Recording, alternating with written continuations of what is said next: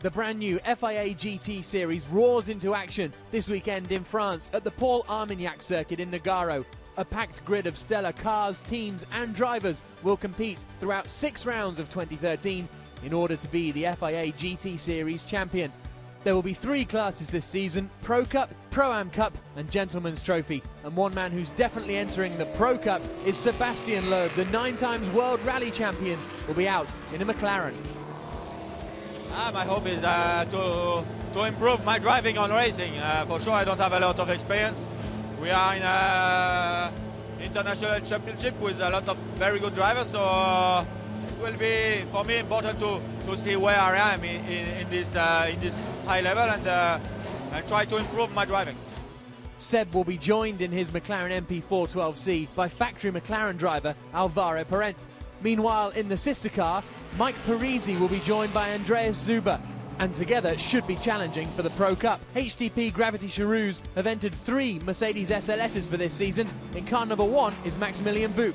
I try to fight for some points, of course. I try to be top 5 every weekend, but I'm quite confident and satisfied that we can fight for some points and having a good championship. Alan Day will be Buch's teammate. Afanasiev and Andreas Simonsen are in number 2, and car number 3 is driven by Petr Cherouz and Jan Stovacek. A great addition to the series are Phoenix Audi. The winners of last year's Nürburgring 24-hour race will field an Audi R8. Enzo Eid and Anthony Kumpen will be the drivers. The Audis should be strong here. We saw now in the dry conditions that the McLarens are really strong, and the wet, the Audis were strong, so we will see. The weather conditions will change, but we are quite confident that we will be quite good. Continuing the Audi theme are WRT. They're fielding 3 R8s this year with Laurence Vanthor and Stefan Ortelli in the number 11 machine. This championship, the sprint series, is really something we are looking forward with Laurence Vanthor, my teammate. Not only because we won the Blancpain series, but because it's really something we have to improve. We have to be better. The teams did a very good job during the winter for practicing pit stop. All the teams know better this championship. Don't forget that last year there were some very strong teams who had much more experience than us in the sprint series. So definitely we want to do well. René Rast and Nicky Meyer-Melnoff will compete in the 12 car in the Pro-Am Cup, whilst the other pro entry will be Frank Stippler and Edward Sandstrom. Another strong entry in the Pro Cup is the Door McLaren of Daniel Kilvitz and Nicholas Kenetich. Kenetich is aware it's going to be a tough season. It's a new car for me. It's my first time this weekend in the car. We have never testing before. It's the first time with this team and the first time in this series. And I hope we can make a good start this weekend. And then we must look what's the next races. The German squad will be hoping to make a good impression this season. There's a strong Brazilian presence in the FIA GT Series this season, coming from BMW Team Brazil, using a range of international and national motorsport stars, including ex-F1 driver Ricardo Zonta. This weekend, the first practice, I had some problems with my car, so I did only 5-6 laps, and it's been quite difficult for me and for the Jimenez, the second driver, to adapt to this car. It's a new car for me, especially. Zonta will be joined in car 21 by Sergio Jimenez, whilst car 0 will see 5-time Brazilian stock car champion Caco Bueno race with Alan Coder. The second Brazilian entry this season comes in the form of a pair of Ford GTs from Road Drive. Claudio Ricci will be driving the number 7 car, alongside him, Matthias Stumpf. We think it's a big championship with big names here. We have other Brazilians here too, and it will be nice for all around the world that we can do a very good job here. The second car will enter the Gentleman's Trophy. Rajan Mascarello and Felipe Tozzo at the wheel. Seyfarth Motorsport will enter 1 Mercedes SLS this year for Jan Seyfarth and ex-Formula 1 driver Karun Chandok, who's looking forward to having a roof over his head. Yeah, it's a real eye-opener coming into this championship. There's a lot of good drivers and teams, so it'll take a little bit of learning. I think the first 2 races, 2 race weekends, but you know, I've got a good teammate in Jan Seyfarth, and the team are working really hard. So you know, I've come here with no testing, so real baptism of fire. But I'm enjoying it. I think it's going to be a lot of fun, and we'll see where we end up. It'll be a steep learning curve for Seyfarth and Chandok this season as they enter the Pro Cup. BMW Sports Trophy Team India field a BMW Z4 in the Pro-Am Cup this year. Frenchman Julien Juste will be joined by Indian driver Aman Ibrahim. We haven't done much running because of the weather has been crazy. I've only managed to get some laps in the wet, and unfortunately every time I've gotten it's been wet and not dry, so I've missed out on the dry. So yeah, if it stays dry, I'm going straight to qualifying without even a single lap on the track, around the track in the dry, but it should be fun. In the end, to do the best we can, get the best out of both Julian and myself, and to get the best out of the car, and get in a good position for the race tomorrow, you know, and see what comes out of that. Portuguese squad Nova driver will enter an Audi R8 this year as they make the step up to the FIA GT Series. Team boss Cesar Campanico will race alongside compatriot Carlos Vieira. Our team is 100% Portuguese. Cesar has the experience from the last year, and I think he will be a big help for me to know the circuits. And well, hopefully we will do it good for the Pro-Am class. Expect Nova driver to be towards the front. Last year's GT3 champion Dominic Baumann makes the step up to FIA GT Series this season with Grasser Lamborghini. Our expectations are not really high. It was really short planned 1 week ago. So for the team and for the drivers, it's everything quite new. The car is really great to drive. Today or this weekend, I don't know if we can score some points. We are really happy. Soft-rev Ferrari will field 2 458s this weekend. Gerard Tonelli will share with ex-French international goalkeeper Fabien Barthez. But I'm here for enjoy really, and it's my second house here. You know, the Nogaro. I start to listen to the driver here, and I'm here for enjoy.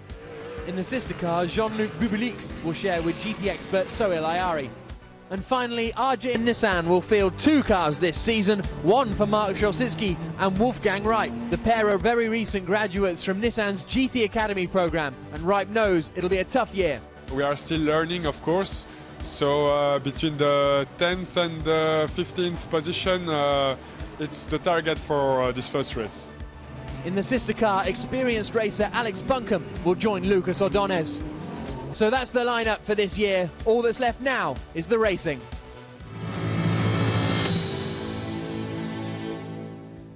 Good afternoon, everybody, and welcome to France for the first round of the 2013 FIA GT Series. It's the qualifying race that we've got coming up for you today from the Paul Armagnac circuit down in the southwest of France. My name is Jack Nichols. I'm here in the commentary box, and alongside me is John Watson.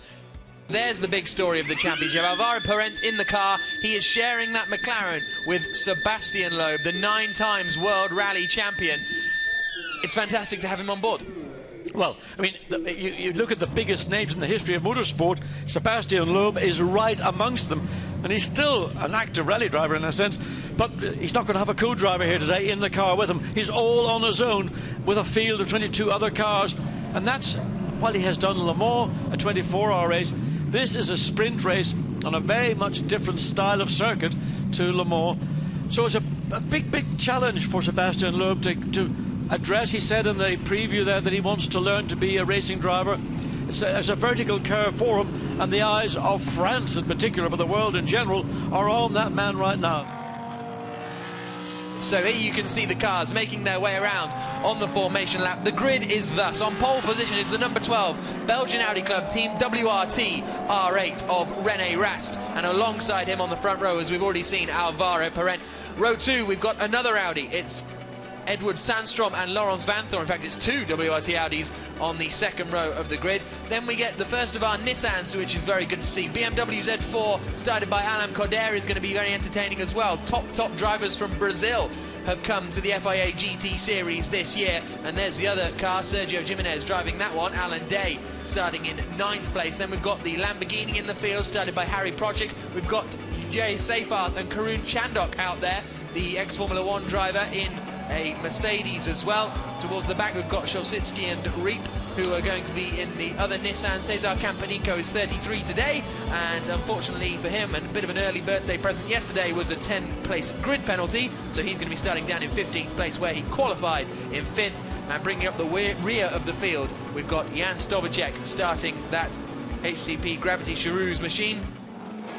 So a 1-hour race to start the qualifying race of the 2013 FIA GT Series is go when the lights go out. We wait for it. On pole position is René Rast as they head off towards the first corner then. It's not a great start from Alvaro Parent. It looks like Sandstrom has made his way up into second place. Parent's going to try and hold it all the way around the outside and does so. Running wide towards the back is one of the HTP Gravity Charouz cars. He comes back on board just in front. That's Andres Simonsen at the wheel. And who is that off? Oh, that's a shame. Stefan Otelli, the local driver, the Frenchman, out of the race by the looks of it at the first corner. Well, he just got squeezed. Too much traffic going into turn 2. Contact with Audi in the gravel trap, and that car is out. It looks like it. So, battles throughout the field at the moment, but it looks as though René Rast has managed to hold the lead as they head down towards turn 9. There's the Door Motorsport. McLaren getting pushed onto the grass. Bodywork flying as the cars came through turn 6 onto the straight. Don't know whose bodywork it is, but we'll get a glimpse in a second. So, down into the turn 7 hairpin for the first time they come. Here's a little look up the inside from the door. That's going to be contact in there, isn't there? Yes, it's a spin. And once again, it's Andres Simonsen who's involved. And a real shame there because that looks like it could be permanent damage for the 30 car of Sohail Ayari. And that car's got radiator damage. Yeah. Water's flowing from the right-hand side of the car. It must have been the Ferrari who we saw the bodywork coming up through turn 6. But as they come across to complete lap 1, it's very close to the lead of the race. They're weaving, trying to get some heat into the tyres. The safety car, though, has been deployed. So let's see if we can spot exactly what happens. There you can see Alan Coder right on the inside. Van Thor's all the way out there on the outside going into turn 2. A bit of dust kicked up on the outside. Now, we want to keep an eye on the 11 Audi, which is the third Audi just there. Oh yeah, Coder gets into the side of him and sends him spinning around. You can see that quite clearly actually whilst we were watching Andreas Simonsen going wide at the back. That was where the contact occurred. So this was the Ferrari coming down. The McLaren had a little look up the inside here, whereas the Ferrari's hidden in behind the McLaren and just clouts the back of the Andres Simonsen Gravity Charouz machine, and you can see the... I mean, it's just like an eruption. So we're on board with Alvaro Parent as the safety car comes in and the race gets back underway here in Nogaro. Parent hasn't got a great restart. René Rast has dealt with that very nicely and has a healthy gap as they come across the line. Half a second. There is Mike Parisi now battling with Jay Seyfarth coming into the first corner. René Rast beginning to pull away. 0.3 of a second quicker than Alvaro Parent in that first sector alone. So the gap is up to 0.8 of a second as they come down towards the hairpin. There's battles going on towards the back here. And Alex Buncombe and the Nissan right over the back of the BMW had a thought about looking down the inside, chose to go back to the left-hand side to give him space to get the Nissan slowed down, but strong performance from this Nissan GT Academy car. As we go back on board with second place man Alvaro Parent towards the final 2 corners at 13 and 14. Parent's an expert McLaren driver, isn't he? He was part of the development process of the whole car and very highly regarded in Woking. Absolutely, he is an outstanding driver in my opinion, and he's probably the driver who's had the most mileage of any in an McLaren MP4 12C to give it its full title. Very, very close between the two of them as they come into this back section where the circuit winds in on itself before they accelerate down towards the start-finish line. There's third place man Edward Sandstrom. He's an experienced Audi driver as well. And here's another attack from Alvaro Parent. Sparks flying from the front of René Rast's car, and he very cleverly holds on and turns into the corner at the very last minute to block off any chance of a cutback from Alvaro Parent. But I think Alvaro is going to have his work cut out to get past René Rast here because René is used to very close racing. He's won the Porsche Super Cup the last 3 years in a row. There's his teammate, Meir Melnov, looking a little nervous. But across the line they come. Half a second still separating Rast and Parent. It's been like that pretty much non-stop. And here is, look how hard Mike Parisi is having to defend now. And, well, they've both got past Alex Buncombe at some point. Here comes Jay Seyfarth around the outside of Mike Parisi. Seyfarth up into 5th place. I'm not quite sure what's happened to Alex Buncombe, though, because he was up there, wasn't he? Yeah, he was in 6th place. Now he's dropped back down to 7th. So there is the Nissan, we're seeing it behind Mike Parisi, getting held up, in fact, by Mike Parisi. It's actually maybe Mike Parisi is the driver, and he's run very, very wide, and there's contact, but something is wrong with Parisi's car. He's dropped back now behind Buncombe. Buncombe's back up to 6th place, Parisi's down to 7th, and that little bit of contact, there may have been something that's maybe as simple as a tyre problem, but there, now Buncombe coming under pressure. Front right puncture for Mike Parisi, that's the problem. Alex Buncombe now is having to go defensive because Harry Procek is trying to get past him. Harry Procek running in the Grasser Lamborghini, the team run and set up very late, really, by Gottfried Grasser. They weren't planning on entering this series until about a week ago. But that's a real shame for Mike Parisi, because that's going to put him back on the grid for the main race, because he'll have to pit to change that front right puncture. Luckily, these guys are very well trained with their pit stop, but he will have to still come back in to do his mandatory pit stop. That's the real disappointment for Parisi as he fires the car up and heads away again. Here's the battle for the lead again, and Rene Rast knows if he just holds that inside line, he'll be all right. Parent unable to find a way past just yet. Well, here's Fabian Barthez getting past Felipe Toto. A little bit of rubbing on the doors there, but finally Barthez is through and up into the lead of the Gentleman's Trophy class. Alvaro Parent needs, now I think he's quite well placed this time. He's closer than he was on other occasions. Can he get alongside before the brakes and maybe do something? This is his best shot to date. But Rene Rast surely will just hold the inside line and force Parent to go around the outside. Parent gets the cutback, but that'll give him the... Oh, he has to dab on the brakes there, going into the kink at 8. Very, very close racing between the two of them. And there's Alex Buncombe then. He's in 6th position. Jay Seyfarth up ahead is in 5th position. The pit stop window is open then, so from now on, drivers can come in to change all 4 tyres and swap the drivers as well. So seeing who will come in first will be interesting. Well, the first 2 cars coming in already. Yeah, Enzo Eid, that is coming into the pits, I believe, as he pulls in. As Stefano Telli heads back out onto the race circuit. Quite close to picking up the number 1 Mercedes there. We've got a problem here, haven't we, for Frank Stimpler. They're taking it very easy in the pit lane. So I think, unfortunately, our 3rd place car is in a little bit of trouble now. Sebastian Loeb is getting ready. Getting ready then to take over. Look, Parent right on the back of the Audi coming down. He's going to try and pull up alongside. He's going to have to go the very long way around. Rene Rast is mega on the brakes. And again, I mean, literally on the outside of the Audi. Again, hasn't got the space to make it stick. He's going to have a little nose towards the inside line. Look how close these two are running. Fantastic onboard pictures there. It shows you just how tough it is to race one of these GT cars around Nogaro, under the Dunlop Bridge now. Down a few gears on the paddle shift gearbox. Well, there's a problem. Oh, now that was certainly got a penalty for driving. Not only does he drive across it on the entry, he goes back over the white line to swing into the pits. Yeah. Well, you know, I mean, how basic is that? Julien Jousse might be in a little bit of trouble there, because cutting the pit lane entry is definitely not allowed. In the pits comes Rene Rast then, to hand over to Niki Melnov. WRT, very strong, but Parent has clear air. Yeah, Parent's got clear air, but he hasn't got a lot of time to spare. By the time he completes this lap, he's going to be just about 10 seconds or 15 seconds within the pit stop window closing. Well, here's the pit stop going on. Just one more wheel to go. Yeah, there he goes. Watch the white line. Oh, he just about gets it in. Hard on the brakes, really nails the brakes, turning into the left, right to get on the pit lane. So this is the big moment in the race so far. Into the pits comes Alvaro Parent. Can they get the McLaren in and out before the Audi comes past? That's going to be the big task. In comes Loeb. Remember, look at this, great view. In his earlier life, Sebastian Loeb was a gymnast. And he is mega fit and supple. And you could just see him getting into the car. I mean, it was just poetry in motion, the way he just got in. They've no doubt practiced this many times before they come to Navarro. Tightens down the belts.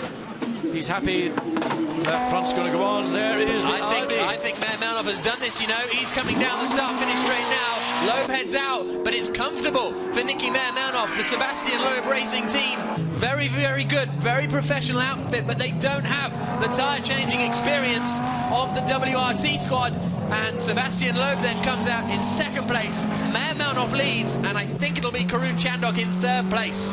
It'll be interesting to see how Karun Chandhok gets on, because first weekend in his racing career internationally he's ever raced with a roof on. Left foot braking here, John. So what's that all about? A lot of the single-seater drivers will be right foot. Yes, no, a lot of single-seater drivers today are left foot as well, but in the case of a GT car, the majority of drivers are right foot brakers. Sebastian Loeb is a rally driver by profession, and all the braking done by a rally driver is left foot, except when you use your hand to pull the handbrake on and your left foot to do this. So, I mean, it's a second nature to him. He just drives with 2 feet. He doesn't even have to think about it. Watch his feet. On the throttle now, full throttle. Off it again to balance the steering and the throttle. On the brakes. I mean, it's just completely natural for Sebastian Loeb to do what we're just watching from the cockpit camera shot. But there's Alvaro Perrin, little wave. The battle that we have enjoyed up until the round of pit stops now, it's effectively part two, but with two different drivers. Down towards the first corner they come then. The gap is down to just 0.6 of a second, and now we're going to see Sebastian Loeb. He wanted to come here to learn to be a racing driver, and there's no more crucial skill than overtaking for the lead of the race when you're a racing driver. On board we go with the 9 times World Rally champion. The rear right axle there for Stefan Ortelli, or sorry, the rear right bodywork. That's been hit pretty severely, yeah, so that's bodywork rubbing as we go back to the lead, to the battle for the lead. And Loeb, look at that on the brakes, almost getting alongside. Yes, he's trying to go around the outside of the hairpin. Mehrmanov holds it in there. He runs him right towards the outside of the circuit, and Mehrmanov holds on for the moment. That was close. I think for a fraction of a second, I think Sebastian Loeb may well have had the nose of the McLaren ahead of the nose of the Audi, but he was on the outside, and again, running close. I don't think they had any contact, but you couldn't have had much space between these two cars. And this is Andres Zuber getting all wiggly as he tries to go past Wolfgang Reip. What are they doing way down in 15th? Obviously, I know the puncture for Mike Parisi, but I thought they might have been able to do a little bit more than that. Anyway, Andreas Zuber down at 15th. Team Boss, second. Yep. Down towards the hairpin they come, and Mehrmanov needs to cover the inside line because Loeb's going to put it there, and I'm afraid that's going to be the lead of the race for Sebastian Loeb. Is it? No. Well, Mehrmanov well and truly squeezed. I'm going down to Park Fermé to do the interviews with the drivers, the first 3 places, and I will love to see the body action between the 2 Audi and the 2 McLaren drivers, because they'll have tales to tell. Absolutely. There'll be a lot of if, ands or buts in their summaries of their races. Mehrmanov needed to hold the inside line earlier, didn't he? We could see it coming, and we've seen on the last lap how good Loeb was on the brakes. There is Ortelli. Sounds like we're getting some tyres changed on that car, and then he may well head back out, because get to the end of the race and, you know, it'll give you grid position for tomorrow, which if you start 16th or 20th, it could make a difference. And we're going to see a replay. Well, this is just the rear right. Yeah. I mean, that was a big smack in the right rear of the car. Then he runs very wide, going through turn there he goes. 9, and he just pivots around, and the car spins through 360 degrees. Here comes Sebastian Loeb now, again to the outside he looks. But he's not going to, well, he's going to try and go around the outside again. We know what Mehrmanov's going to do here. He's going to squeeze him onto the grass, which if anything, putting Loeb onto the grass might give him an advantage as they come into the double left-hander. And of course what Mehrmanov does, he just puts the car down the inside, precludes Sebastian Loeb from trying to come back at him. Then this short run out of turn 10 down into 11 and 12, nowhere really to pass unless you are absolutely alongside. Here we go again. Down the inside. Here's the dummy from Loeb, but Mehrmanov sees it coming. Is that more than 2 moves? He's got it this time. Sebastian Loeb takes the lead of the first round of the FIA GT Series. Mehrmanov was too busy looking in his mirrors, too busy changing his line. He locked up, ran wide, and Sebastian Loeb is into the lead. About time too, I think, from the McLaren's perspective. Let's look at the replay. So Mehrmanov was on the outside. He moved back to the outside, almost got caught out by the dump. Well, did get caught out. Couldn't get it stopped, could he? It was sort of a double dummy, but it meant that the Audi slightly overran the corner. He didn't get the apex, and that allowed Loeb the opportunity to cut back under. That's Aman Ibrahim and Lucas Ordonez. So those two have, I presume, come together at turn 7. I mean, that pretty much will be. I don't think it needs to be Jessica Fletcher to figure that out. And probably a puncture there as well. Here we go. Ordonez. Yeah, down the inside. Really close enough, is he? And is the Audi going to? The Audi just drives down, and well, you know, when you're so far wide and you cut across. I don't know what the regulation is in GT racing regarding how far up or how far back a car is going to be to have to concede the corner, but certainly in Formula 1 terms, the Nissan had the corner in that case. Here's the second place battle then, and really it's one chance. It's now or never, I'd say, for Maximilian Buch. Maybe going to try and force an error from the Audi driver, as we saw Sebastian Loeb do some minutes ago, but no, he's not able to do it. But he is. Ooh, we just got the nose almost to the tail of the Audi as they swept into turn 8. but these two aren't going to grab the headlines. The man who is going to grab the headlines is going to be Sebastian Loeb, the 9 times World Rally champion, sees the checker flag and wins the qualifying race here at Nogaro. Second place just for Nicky Meyer-Melnoff, only a tenth of a second between them as they cross the line. Third place, Maximilian Buch in the HTP Gravity Charouz Mercedes. Fourth position is going to be Anthony Kumpen, and he's got a bit of traffic in front of him, but that's not going to cause him too much problems. Fourth place for Kumpen in the Audi. Fifth place for Carlos Vieira in the Audi. Strong performance from Nova driver. Very, very good to see the Portuguese squad doing so well. Karun Chandok will come home in 6th place, but Sebastian Loeb takes the win. The applause from all around the circuit. And we can now hear from Sebastian Loeb. He's down in Parc Fermé. John Watson's got him. Sebastian, fantastic overtake. Great race. 35 laps to get it done, but you did it. Yeah, it was complicated to overtake this Audi because they were really very good job. Good fight. They were really quick in the slow parts, and in the straight we could have some opportunity, but they were closing the door every time, so we had to fight hard, and finally it's a nice win for the first race with Alvaro, which is just here. So a great job, congratulations. But you know, you've dominated World Rally for 9 years, you're now going to dominate this as well. It's only the first race, so we have to continue to work, and it will not be like this every time for sure. We have to work and fight, but Alvaro has done a great job. He was at the contact all the first part of the race, and he gave me the car in the second place we could overtake, so it was a great job. Fantastic, well done, congratulations. And we can hear now from Alvaro. He's with John. Alvaro, you had to work so hard to try and get past René Rast, but your teammate, he's a bit of a novice, he did a superb pass into the straight. Yes, he did. You know, well, it was the whole stint for me behind René. He was very intelligent. I tried to pass him in various places.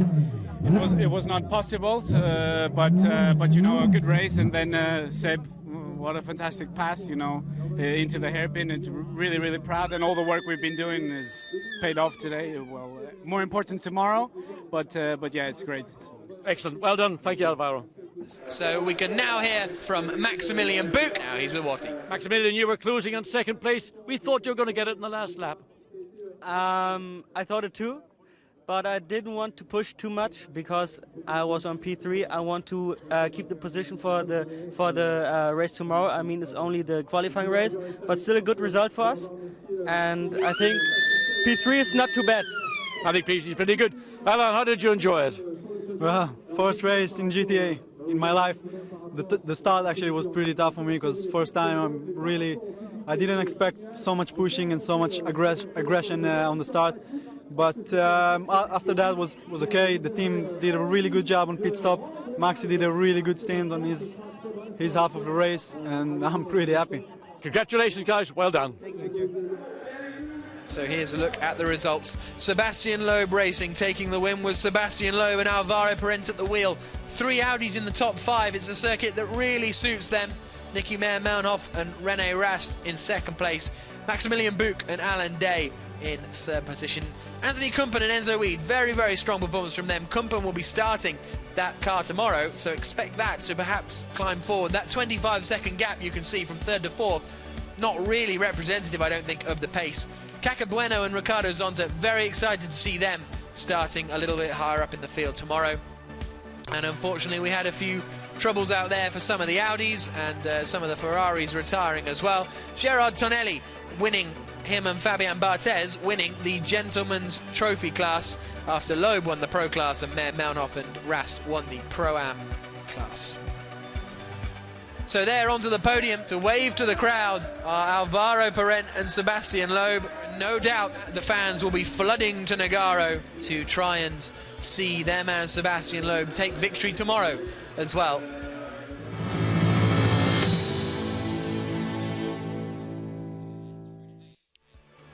Good afternoon, everybody, and welcome to the first main race of the 2013 FIA GT Series. We're here in France at the Circuit de Paul Armagnac in Nogaro for the opening round of this 6-round season. The weather, as you can see, is a little bit wet. The rain has now started again by the looks of things. It's been on and off all day, mainly on, it has to be said, but there's plenty of hardy fans who have come out for this traditional Coup de Pâques weekend, the Easter trophy here in the southwest of France. 11 degrees, the air temperature, you can see it's pretty chilly. My name is Jack Nichols, I'm going to be your commentator for the season. John Watson will be alongside me in the commentary box. He's down on the grid at the moment, and he'll be bringing you some of the latest news as and when we get it. A very famous circuit in France, this Nogaro circuit. It was renovated a couple of years ago, which now means that international series, like the FIA GT Series, can come to it. It's got 14 corners, 3.6 kilometers long. That long back straight that you just see there, going down towards the turn 7 hairpin, that's where we expect to see the majority of the overtaking. Very flat circuit, no undulation at all, really, around here. So it's going to be a very, very interesting race. As we saw in yesterday's qualifying race, it was possible to overtake, but it's very, very difficult, so we'll have to see how that turns out. There you can see Stefan Ortelli. He is going to be starting the number 11 car. He and Laurence Vanthoor had a very difficult day yesterday. Vanthoor was punted into a spin at the first corner, and then Ortelli got hit as well from behind, having to pit to fix a right rear puncture, and they ended up finishing way down the grid, and as a result they're going to be starting in 16th on the grid. And we can now hear from Alain Coder, one of the drivers in the number 0 BMW Team Brazil car. He's with John. The BMW boys from Brazil may prepare the sun of Brazil, but Alain Coder and Caca Bueno, what can you do in the wet here in Nogaro? Let's try. Everything is new for me. I know the car first time here in Nogaro, but I did some laps. I think the car in wet is not so bad. It's a good car. Let's try to read the podium. Any words for Caca before the start? No. Only to throttle, full throttle all the time, and give him the car, please, in the front. Enjoy wet weather conditions. Thank you. Fantastic to see Alain Coder and Caca Bueno and the whole of the BMW Team Brazil in the FIA GT Series this season. Caca Bueno, who's going to be starting that car, is a 5-time Brazilian stock car champion. Alain Coder himself races in the Brazilian Stock Car Championship, was 3rd in that championship back in 2010. He's also raced in A1GP, Formula Renault Brazil champion, and there you can see the two of them having a little discussion. And as well as those two Brazilian superstars, we've also got these two Brazilian superstars at the wheel of this car. Starting the number 21 machine will be Ricardo Zonta, the ex-Formula 1 driver, and he's partnered by Sergio Jimenez, who is a very experienced GT racer as well. So it really is an all-star lineup in these BMW Z4s. They do have some experience running these cars. Caca Bueno last year raced in the GT3 Brazil Championship with this very team and ended up 2nd place in the championship. So those two cars will start on row 4. Up at the front of the grid, though, we have the Belgian Audi Club WRT. Nicky Meyer-Melnoff will be starting the car. René Rast will be taking over, and we can hear from René now. René, you led this race in the dry yesterday. It's now wet. Can Audi do it again? I hope so. I mean, in free practice we saw already that the Audi was also strong in wet conditions, and I think we have a good chance to be in front again. Hopefully Nicky is doing a good stint now and gives the car to me in the lead, and then we'll see what happens. Have you told him how to get past Sebastian Loeb? No, I didn't try it, at least. I mean, he did a good race yesterday and he defended quite well. Let's see how it works today. I mean, he's a good starter. We saw the last races, and yeah, let's see how it works. Stay warm. Good to hear from René Rast there down on the grid. He will be, well, his teammate Nicky Meyer-Melnoff will be starting 2nd on the grid, and we have just had an update that the main race will start behind the safety car, so it will be a safety car start, which is always a bit of a shame, a bit of an anti-climax. There you can see 6th place on the grid. Karun Chandhok at the wheel, the ex-Formula 1 driver, will be starting this car. A little away from Karun, he's racing with the SMS Seyfarth Motorsports squad in their Mercedes SLS, and it's Jan Seyfarth who will be alongside him, taking over at the half-race distance, because it's a 1-hour race with a 10-minute pit stop window right in the middle of it, where you have to come in, change all 4 tyres, change your driver, and then head back out onto the circuit. So the leading car pulls away. And, well, big respect to the French fans who have come out this weekend to watch on. The Portuguese Nova driver car there lines up 5th place on the grid. They had a very strong race yesterday and Carlos Vieira will start that car before handing over to Cesar Campanico. They looked strong all weekend, but had a penalty in qualifying, which put them a long way down the grid. We can now hear from Alvaro Parent, whose car starts on pole. Alvaro, Sebastian's on pole position, but we just heard it's going to be a single car, safety car start to the race. Well, yeah, that's even better. So no, I think the conditions are tricky. So it's a lot different from yesterday. It's crazy. Yesterday very sunny, today raining, and much colder, obviously. But safety car start for us. See the track now behind the safety car. I think for at least a lap or two, and then see what we can do from there. I'm sure you'll keep it on the track. Many thanks. Thank you. So Alvaro Parent will be taking over that car. There in 4th place on the grid we have Anthony Kumpen at the wheel, and he and Enzo Eade share that number 5 Phoenix Racing Audi, and it's very good to see Phoenix Racing in the FIA GT Series, a very, very successful outfit. Have won the Spa 24 Hours, they've won the Nürburgring 24 Hours, and now they're here to challenge in the FIA GT Series. So they're starting 4th on the grid. The car to watch for me personally, though, is the car that's starting in 3rd place, number 1, Maximilian Buch at the wheel. He was phenomenal yesterday, set the 3rd quickest lap time. Only Alvaro Parent and Rene Rast set a quicker lap time than Maximilian Buch yesterday. And Buch, who's only a young man and relatively inexperienced, he's 20 years old, he's only got 3 years of racing under his belt, but he really seems to have some natural pace. And Alan Day, who will be alongside him, is a very quick competitor as well, the only Israeli in the field, and yesterday became, well, the only Israeli to, he didn't stand on the podium because it wasn't a podium after the qualifying race, but the first Israeli to be in the top 3 in a major international race was Alan Day. He did the first half of the Indy Lights season last year and ended up finishing 6th at Barber Motorsports Park, so in such a competitive category like that, that's a very good performance from Alan Day. Yesterday was his first ever GT race, so it's going to be tricky for him if he wants to get to grips with these cars quickly. And there you saw the 12 car just as we cut away. Nicky Manmounoff starting 2nd on the grid, and of course, because it will be a single file safety car start, the grid and rows and inside lines for the first corner become rather irrelevant. So all of a sudden, these two, Sebastian Loeb getting past Nicky Manmounoff, seems like it was worthwhile, because yes, they won the race yesterday, but as you can see from the door numbers here, it's a white door number for Sebastian Loeb and Alvaro Parent because they're in the Pro Cup. It's a black door number for Nicky Manmounoff and Rene Rast because they're in the Pro-Am Cup. So points-wise, getting past yesterday made no difference to Sebastian Loeb, but it got him pole position for this race, which now seems like a very good plan indeed. You can see the rain isn't coming down too heavily here in Nogaro.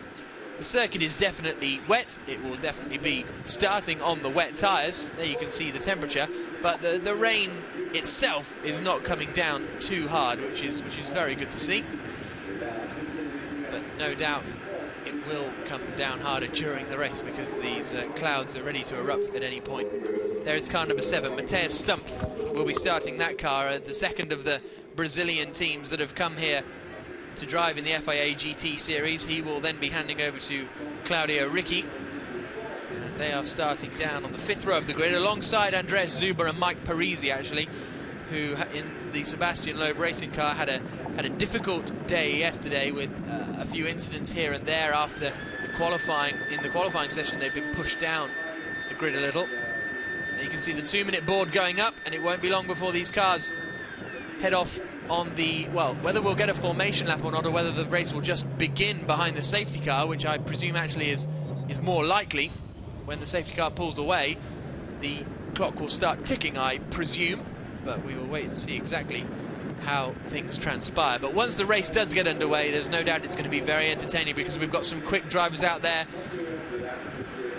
You can see the wipers heading off on the cars, and the fans in the grandstands holding their umbrellas.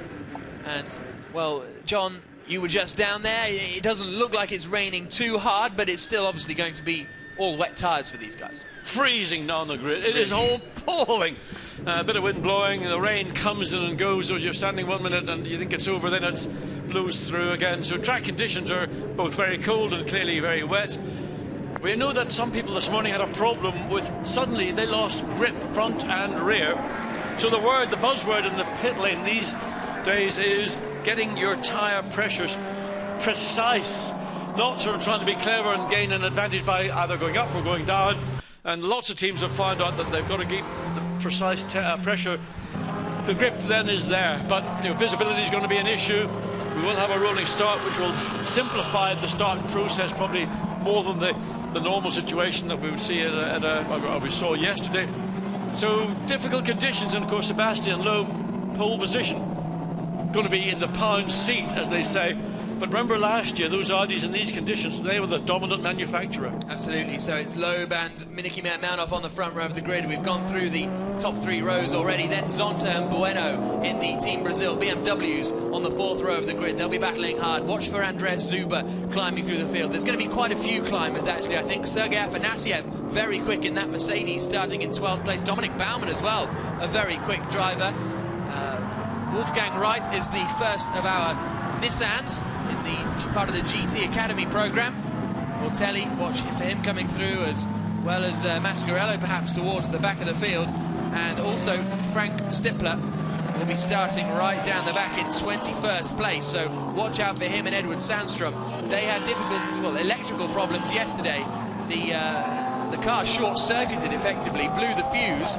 They've replaced the fuse, the car is running, but they are still not 100% sure. The fuse could blow at any time, basically, so they're going to be hoping that it doesn't. Well, you have to find the reason why the fuse blew in the first place, and sticking a new fuse in will rectify the problem, but it doesn't actually get to the core of the problem. So it's a bit of a stick a tail on a donkey, or stick a tail in a fuse, I suppose, and see what happens. And there is the number 16 Door Motorsports car, started by Daniel Kilvitz. So the clock has started now. So the main race of this season has begun, obviously under underwhelming circumstances. There's going to be another lap behind the safety car, at least. So it gives us time to get to know the grid a little bit before they head off. One of the things I noticed this morning during the warm-up is that Nogaro's got a variety. It's got like a surface of many colours, literally. Around the racetrack, you'll see a lot of parts of the racetrack, different coloured tarmac, which indicates how they're old or new tarmac. One of them, principally, is at the end of the straight into turn 7, and there's a minor little step where the surface change occurs, so keep an eye on that, because I think that's going to be an area where people could easily get caught out under brakes.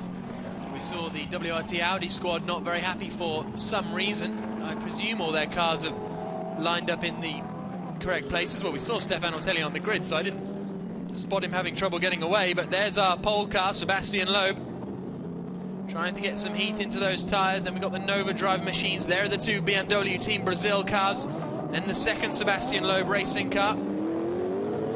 So they head out towards this long back straight once more. One more lap behind the safety car. I don't know, not sure when that came up on the screen, but we'll have to wait and see.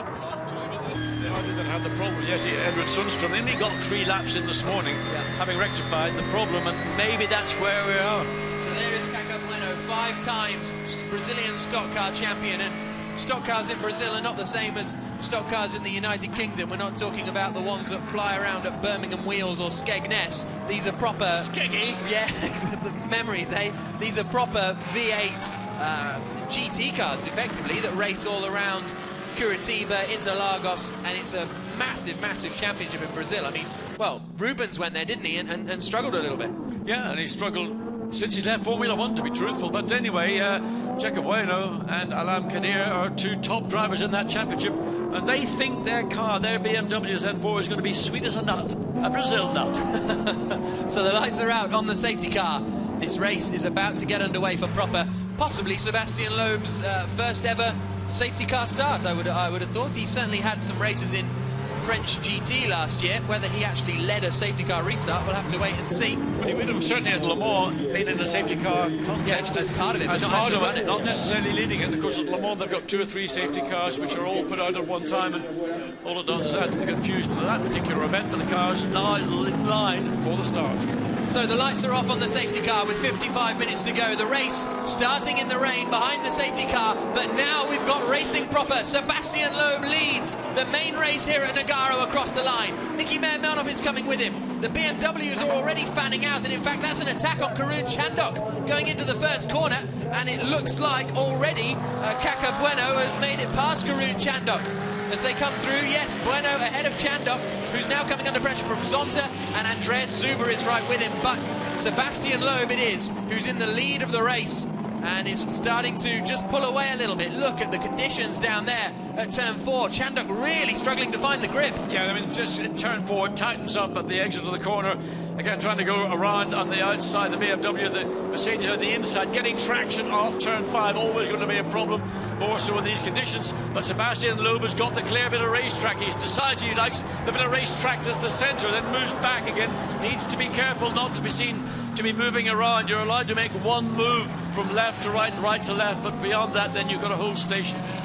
Good battling here between Andreas Zuber and Matej Stump. Stump actually got past going into turn 5, but Zuber's managed to get the advantage back again, all in the squabble lower down the field.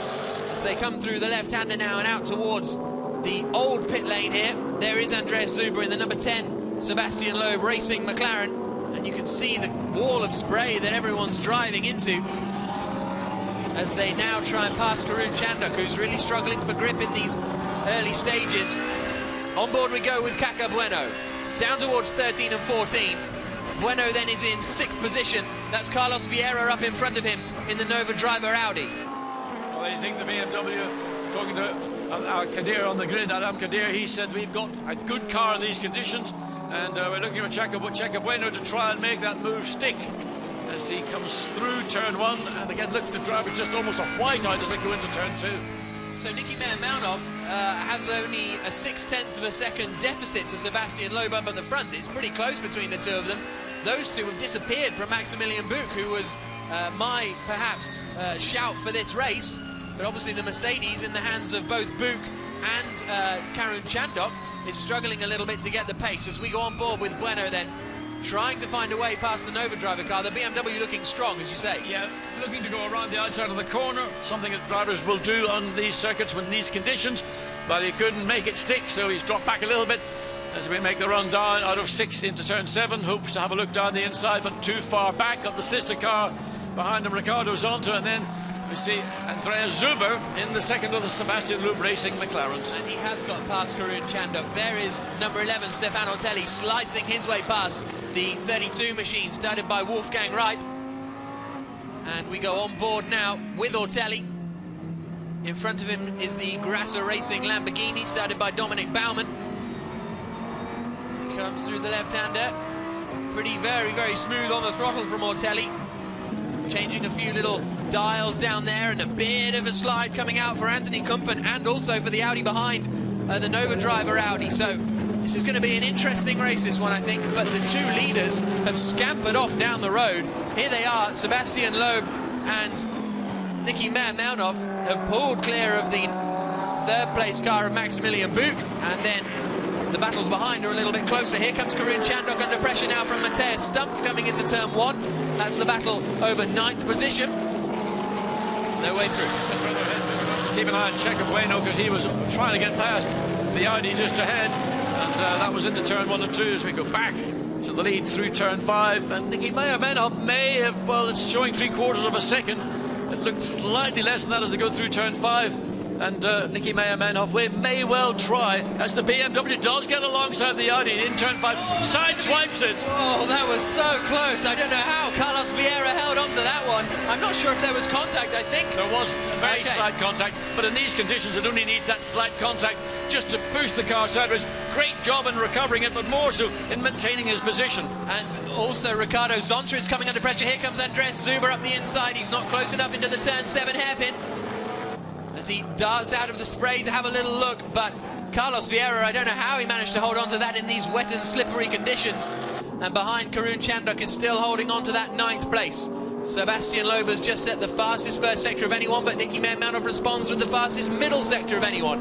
Impressive driving this from Mailmanov, you have to say. Yes, I think, he got a tough lesson. Does it dives, the 4 dives out the inside of Karun Chandok. Goes through the puddle, Matej Stump on his way past. Yeah. Chandok finds more grip around the outside, a little bit of rubbing, and Stumpf is through. Chandok's going to lose out now as well to the car behind of Sergei Afanasiev, who comes through as well. So Chandok drops down to 11th place. Yeah, he got sort of slightly pushed wide going on the edge of the turn 12. That opened up the door for the second of the Mercedes to run through. But the battle here is Checo Bueno and Carlos Vieira. Those two are the battle over for 4th or 5th place, 5th and 6th. There's the BMW Team Brazil machine. And it looks like they're in a battle with Edward Sandstrom. Here's a look at the replay then. So it's the 14 Nova driver car. Oh, he gave him a little gentle rub. Nothing, I mean, just nothing that would have been barely, you'd have seen it in the paintwork, but enough in these conditions just to swing the Audi's tail out almost over the curb. And Alam Kadir keeping an eye. Problem for McLaren. What's going on? Well, that's something going on the rear left. It doesn't look like it's too major. Is it a windscreen wiper or something? I don't know. I mean, certainly Sebastian Loeb is going way off the normal line, coming down into turn 7. He goes back again to the middle of the road. There's something I noticed flapping as Andreas Zuber gets up alongside Ricardo Zonta, but he's on the outside, can't make it stick. No, very close between the pair of them though. Zuber almost trying to bully Ricardo Zonta out of the way, but it's not going to work on such an experienced driver, an experienced GT driver as well, Ricardo Zonta, as well as his Formula 1 escapades. He's been racing in GT cars for a long time as the fans watch on here at Nogaro. And that little moment for the Nova driver car seems to have spurred Vieira into a bit of pace, because he's started to pull away a little bit now from Kaka Bueno. This is the rear view shot which we've got on the back of Karun Chandok, I believe, coming through the long right-hander. That's Stefan Ortelli behind. Battle over 11th place still. Ortelli's got past Baumann on this lap and will soon be trying to get past Karun into the final corner, and Ortelli takes a wider line in. This should give him the opportunity coming down towards turn 1. Chandok knows it, goes defensive. Ortelli still tries to find the inside line into 1, and he should have got that job done, I think. Yeah, I think he got it done pretty comfortably. Yeah. Well, not pretty, he got it done. Let's leave it there. Karun comes back, puts the Mercedes nose up the inside as they go into turn 2, but Ortelli's got the ground and he's able to consolidate, but there's Nissan trouble behind for Karun Chandok. Absolutely, so it's the 32 Nissan behind, and actually, my apologies, Ortelli hadn't got past Dominic Baumann. Baumann had got past Chandok, so Baumann is 11th, 12th is Chandok, and 13th is Stefan Ortelli, and again, Loeb was hugging the inside line. Yeah, he's got, and the BMW, the India Team India car, off onto the grass. That's Aman Ibrahim down at turn 4, so maybe some contact somewhere. We'll have to see if there's a replay of that one, and now he's coming under pressure. Is that from Fabian Barthez trying to get around? Sorry, Gerard Tonelli. The other guy. Oh yeah, there's Tonelli up in front. Tonelli leading the Gentleman's Trophy class, and that is the other Ferrari, which is actually in the Pro-Am class, in the hands of Jean-Luc Bublik at the moment. Back towards the front though, and we've got the queue forming behind Ricardo Zonta now. Zonta, Zuber, Stumpf, and then behind him Afanasiev in the Mercedes. And Andreas Zuber is coming under pressure from Stumpf in the Ford as they come through. Again, it's all Ricardo Zonta leading this group of 6 cars, so the pace is being dictated by the BMW of Ricardo Zonta, and Andreas Zuber keen to get past, but has the power of the BMW on the straight bit of the racetrack, just holds it ahead of the turbocharged McLaren, and then the Ford V8 behind, the Mercedes V8 follows. So we saw a little shot there of Sergio Jimenez in the garage watching on, as he's Ricardo Zonta's teammate. And these wet Pirelli tyres working very hard in these conditions. It's not too wet though. And well, the team manager of car 11, Stefan Ortelli, has been asked to go to the race director immediately, so we'll wait and see if anything comes of that, with 45 minutes to go here in the first main race of the 2013 FIA GT Series season. And Nicky Meyer-Manoff up at the front is not letting Sebastian Loeb get away with it. Zonta has to go defensive now. This is cut back to the battle for 7th place, sorry. And Andreas Zuber's got it done on the brakes. Good move. And here comes Afanasiev to go past Stumpf behind. Stumpf gets the cutback, does he? No. So that means that Andreas Zuber in the number 10, Sebastian Loeb Racing McLaren, is up into 7th place. Afanasiev did a good job. He watched what was going on directly, as well as slightly further down the road, and he got the benefit, found himself ahead of the Ford. Yep, good work from the Russian. One of 2 Russians in this field, the other one being Mark Szosicki, who's out later on in the race in the 32 Nissan. Sebastian Loeb then leading the race and obviously leading the pro class. Meyer Melnoff is in second place overall, but leading the Pro-Am class, and Gerard Tonelli is leading the Gentleman's Trophy at the moment, but there's still only a second between Loeb and Meyer Melnoff. It is increasing, but very slowly. Yeah, I mean, I think it just ebbs and flows by a tenth of a second here or there, but more importantly, in the middle sector on this last lap, the Audi of Nicky Meyer Melnoff was actually quickest car on the racetrack. And again, you can see, I mean, if you lose a tenth of a second, it doesn't really make a huge amount of difference. It's really more about visibility and being able to have the use of the part of the racetrack that's helping you. Maximilian Buch fairly lonely in third place. Then we've got fourth, fifth and sixth coming towards us now. Kumpen, Vieira and Bueno. Then seventh place now, Andreas Zuber. And here comes Afanasiev up the inside. A little bit of a contact between him and Ricardo Zonta. Zonta holds it on and then moves across on Afanasiev. That was a little bit rude perhaps from Zonta as they come out onto the back straight. And Matthias Stumpf is going to want to take both of them. Stumpf's pushed onto the grass. I don't think Afanasiev knew he was there as they head down towards turn 7. Dominic Baumann in the Lamborghini on the right-hand side will try and take advantage of that, but he's not close enough. After all that, no positions change, but that was a big moment for Afanasiev. But it got our heart rate going, didn't it? I mean, a bit of aggressive racing from Ricardo de Zonta to defend his position, and then Michael Stumpf in the 4 GT, almost 2 wheels off the racetrack, kept the car going in the right direction, and it's all back to status quo. Yeah, absolutely. No one even gained anything out of that. Here's a look at the replay. I don't think that the Mercedes knows the Ford's there. No, he can't. I mean, he's looking at the BMW. The Ford opportunistically is trying to benefit from what's going on with the Mercedes and the BMW, and he himself gets himself put into well, what you might call no man's land. Absolutely. No tarmac land, that's for sure, as they come through the final corner then. Andreas Zuber has already actually closed in quite quickly on Kaka Bueno, but here we go again. Afanasiev trying to get to the outside of Ricardo Zonta as they come into turn 1. There's more rubbing between the two of them. Afanasiev can't quite make it. Zonta holds on. He certainly did. I mean, this is good, hard, I mean, almost, well, it's aggressive and entertaining. And once or twice, virtually in one lap, they've been side by side rubbing paint. Afanasiev has actually received a black and white warning flag, I presume, for that manoeuvre of pushing Matthias Stumpf onto the grass. And that's a rude manoeuvre from Afanasiev. That's brilliant. And there we go. Zonta gets him back. Afanasiev is off, and Sergio Jimenez watches on. Afanasiev may be able to get out of there, may not. We'll wait and see. But all this has allowed Matthias Stumpf past. Here comes Stefano Telli now to try and join the party and make up a few places in the Audi. We're on board with him. He's in the middle of a 3-car sandwich coming down into 7. And he has to settle in behind the Lamborghini, but Zonta has lost 4 positions there. Well, I mean, Ricardo has been a Formula 1 driver. He drives stock cars in Brazil. That was pure stock cars from Wolverhampton, not from Brazil. 2 cars, 1 car out, 1 car damaged, and I've no doubt that the steward will want to speak to both drivers. And maybe a penalty for Ricardo Zonta, but the Ignatius car, well, if he gets it back on track, that'll be his penalty. But both drivers going at it without anything spared.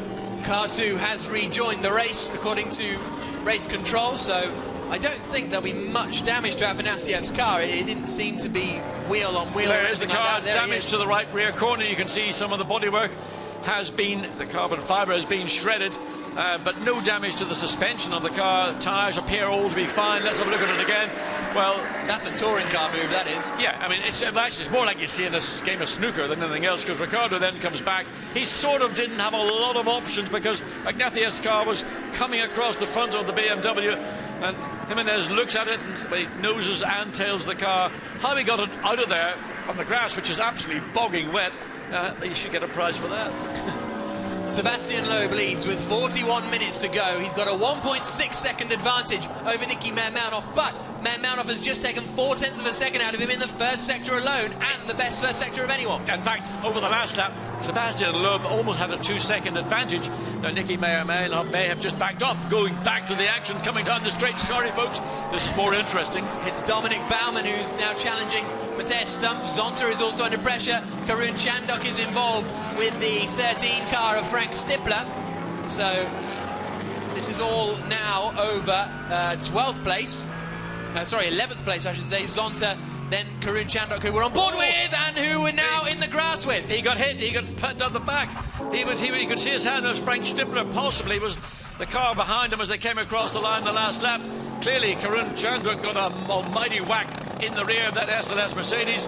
And you can see the back of that car. Now, has he got suspension damage, or is that just simply because he was off track and on the grass? Well, welcome to enclosed car racing. Ford off. That's the number 8 Ford, though. That's the second one, which is driven by Rajan Mascarello. He's beached it in the gravel somewhere out on the circuit.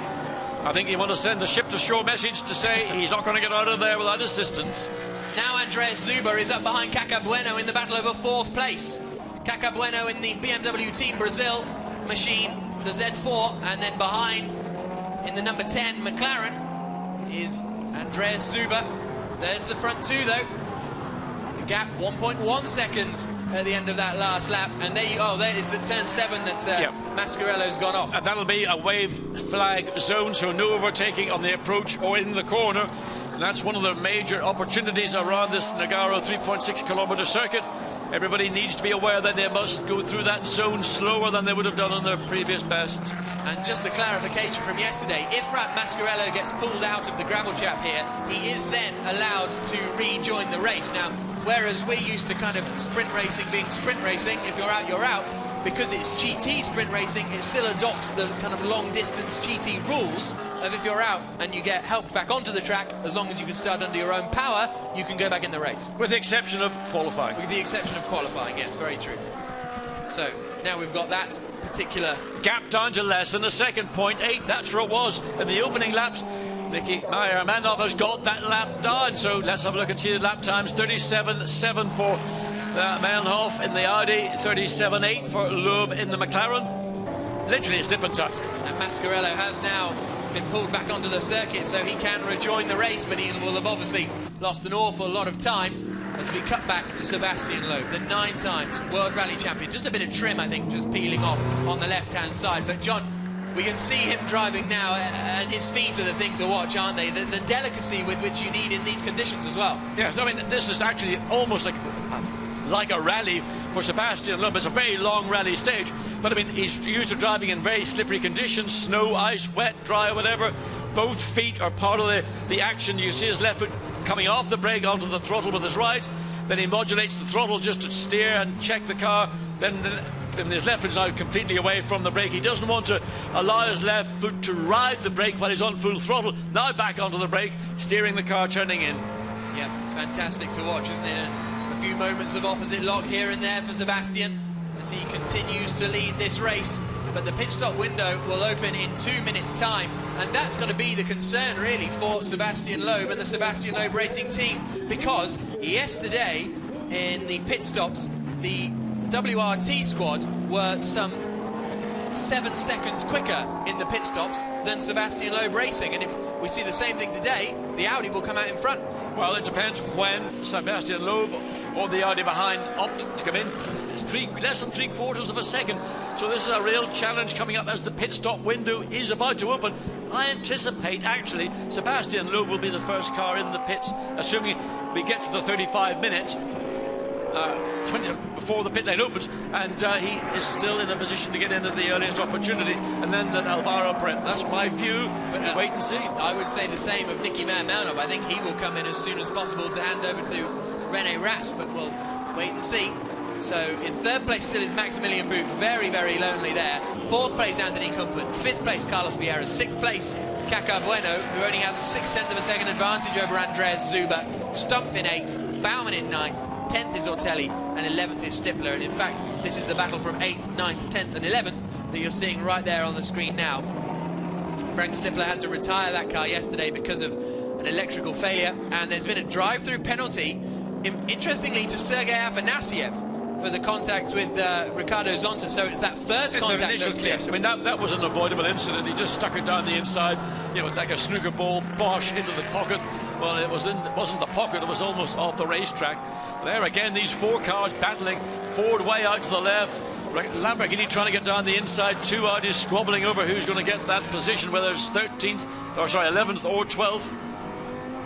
For Afanasiev, this is his first race weekend in that Mercedes, and talking to Karun Chandok, Karun was telling you, wasn't he, that because you're sitting so far back in the car, the front of the car's so far away, it can be difficult to judge the front of the SLS sometimes. Yes, it is. I mean, it's quite different to I would say, the majority of racing cars that we would see racing around the world, because the driver's seat is literally on the back axle, and it is a mid-engine, front-engine car. Engines are a long, long way ahead of you. So on board with Sebastian Loeb, the gap between them comes down again to under half a second. So this is going to be, well, it has been a very impressive drive from Nicky Meyer-Melnhof, who, in all senses of the word, both in categorization and in the way he enters, is an amateur, but he's driving very professionally this afternoon. Yes, and the lights are flashing, trying to distract Sebastian Loeb, and goes all the way down. I don't know why Loeb insists on using the right-hand part of the racetrack, then coming back again. Well, he's not interfering with the Audi's progress. I'm not comfortable. You've got to decide. You stay on one side or the other. If you make the move, then you've got to stay there. But he's going from left to right, then back to the left. So Stippler, Zonta and Chanduk have all come into the pits to hand over to their second driver. There is Frank Stippler. He's handed over now to Edward Sandstrom, and the WRT squad very happy with that, because I think they've come out in front. And here is Kaka Bueno now coming under pressure from Andreas Zuber.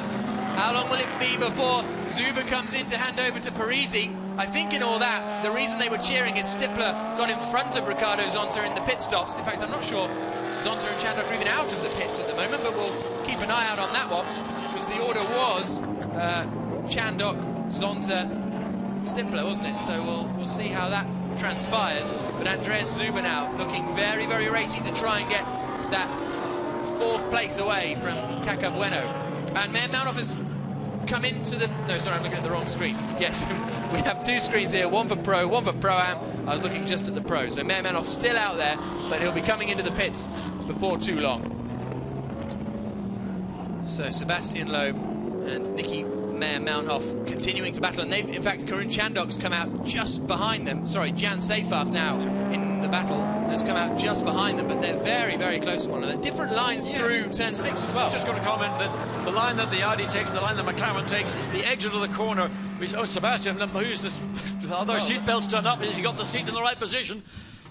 That's Ortelli was moving the steering column, probably in preparation for Laurens Vanthoor getting in, because they're quite a height difference, those two. Ortelli gets in, plugs into the radio, and Vanthoor gets in, plugs into the radio, and Ortelli puts his belts on for him. Yep, now that's what the co-driver or the drivers do. They share the workload. Not easy to get into these cars, are they? Well, not when you're 16, whatever you are. I mean, there's not a lot of room, and in some race cars there's less room than others, as we look at Zonta having to defend again from Zuber as they come down the straight. So these two, Bueno, they're going to be battling. Who goes in first will be interesting to see. So where will Ortelli come out then with regards to his teammate Edward Sandstrom? Sorry, Vanthoor come out with regards to his teammate Edward Sandstrom. Let's have a look. Through turn 1 he comes, and it's difficult to tell because Sandstrom is nowhere to be seen, whether that's because he's miles in front or miles behind. It's difficult to tell as the rain continues to come down here at turn 4. But there is Laurens Vanthoor. Still only half a second between Loeb and Meyer-Melnhof up at the front. And I am surprised Meyer-Melnhof didn't come in kind of as soon as possible to hand over to René Rast, who you would say is the quicker driver of the pair. Now we're watching Sergio Jimenez, who has taken over from Ricardo Zonta. And right behind him, he has got Alex Buncombe as they come out and head down the back straight once more. And Buncombe is very close. Towards the inside line, and this should be job done for Alex Buncombe. Yeah, he did a good job. He measured that very well. He got it right in the exit of turn 5, got the momentum, and it was made in relative terms an easy overtake. Jimenez didn't do anything aggressive to defend, maybe just focusing on what was going on ahead of him as we go back. This is the battle for the lead, and in fact the Mercedes of Seyfarth is actually running almost, you might say, quicker on fresher wet weather tyres, that is, than the two lead cars are doing. Yeah, well, Jan was very, very quick yesterday, Jan Seyfarth, at the wheel of that 28 Mercedes. So he has made his pit stop, so he's a lap down and everything, so he's totally not involved in this at all. Yeah, but his lap time, here we look at the Lamborghini and the Ford. Matthias Stumpf and Dominic Baumann. And they're battling over 7th place. Neither of them have made their pit stop. And Stumpf is in that 7th place ahead of Baumann, but then he loses it. Just on throttle on the edge of the corner, just too greedy, maybe caught the edge of the curb. Different levels of grip between the racetrack and the curbing. And around she went, and there is... In comes Sebastian Loeb. into the pit lane, as if the weekend couldn't get worse for the sister car. A drive-through penalty has been given to Mike Parisi and Andreas Zuber for not respecting their start position, which is a real shame for them after a great race. But this is the crucial pit stop then. Alvaro Parent taking over from Sebastian Loeb. Yesterday, when these two came into the pits, their total pit stop time for the number 9 car was 48.611 seconds compared to 43.3 for the WRT squad. And the Sebastian Loeb team saying, well done Seb, good job, but they would probably do anyway. That was a good job. We've seen them leading, or taking the lead in the dry yesterday. We've seen them lead from pole here, and a London challenge from the Audi, managing to keep it. Alvaro Parent now pulls down on those shoulder straps just to make sure they are biting into his shoulders. Gives a quick flick of the wheel to get a sense of what the grip's doing. Gets on the car, back onto the racetrack, and he now needs to do a very strong out lap to make sure that the gap, that when the Audi change comes, that the overlap between the two pit stops are favourable, and therefore see the McLaren retain the lead. Sebastian Loeb explains his stint, and yeah, he did a good job. The difficulty is now, though, isn't it? Because Alvaro Parent is going out, very experienced driver, very good racer, but he's not going to know where the grip is on this circuit, whilst Meir Manhoff is out there knowing exactly how to push, exactly where he can push, and he's coming into the pits now. Oh, close to that white line, but I think he got away with it. He did. He was on the right side of the white line. So this is going to be the key pit stop, the crucial driver change. Get wheels off, wheels on, and to see what René Rast, who is absolutely stunning, but a great job done by Nicky Meyer-Melnhof, and put pressure all the way through the first half of this race. They've got a problem. They haven't. Meyer-Melnhof hasn't lowered the car, or turned off the engine, or there was some drama at the rear right. The men were shouting, so whether he hadn't killed the engine, one of them had to go in and turn the engine off. I presume, because the engine cannot be running when you're making the pit stops. Correct. So here comes Alvaro Parent. This could make this very close indeed. They got the rear left going. It's a problem. It's not coming off easily, and that's cost time. Audi have lost a bunch of time. Cars now. Away goes René Rast as Alvaro Parent comes down the pit straight then, and I think Parent is going to take this one. And WRT are quite a long way down the pit lane. It's going to be so close, but here comes Alvaro Parent to move into the lead of the race. No! René Rast holds on! René Rast holds on, but Parent's going to know where the grip is. Yeah, but believe me, René Rast, now he's got ahead. He had to do what he had to do, and he will hold up the McLaren. He knows that in these conditions, Alvaro Parent won't have the latitude that he had in the dry conditions when he chased that car through all the way in the dry session. Now, out of turn 5, that was the corner. The Audi was stronger than the McLaren in the dry, and we still think that the Audi's marginally better, but Parent is well positioned. He's going to get a draft. Watch for Rast going to the right. Parent's got to go to the left. Can he have enough speed in the straight to go the long way round? Rast is going to be late in the brakes, as he was in the dry on Sunday, and he's maintained the position, and Parent's going to have to get out of it. It's Groundhog Day for Alvaro Parent, isn't it? He thought he might have a bit of clear air to drive in today, but instead he's been put out right behind René Rast, where he spent most of yesterday. So perhaps the advantage for Parent is that in the wet, the grip is in different places. So whereas yesterday he could only really make a traditional attack for the overtake, here, you know, around the outside might be a little more doable because of the way that the track works in the wet. I mean, basically, in these conditions, you're fighting grip, whether it's inside, outside, or the middle.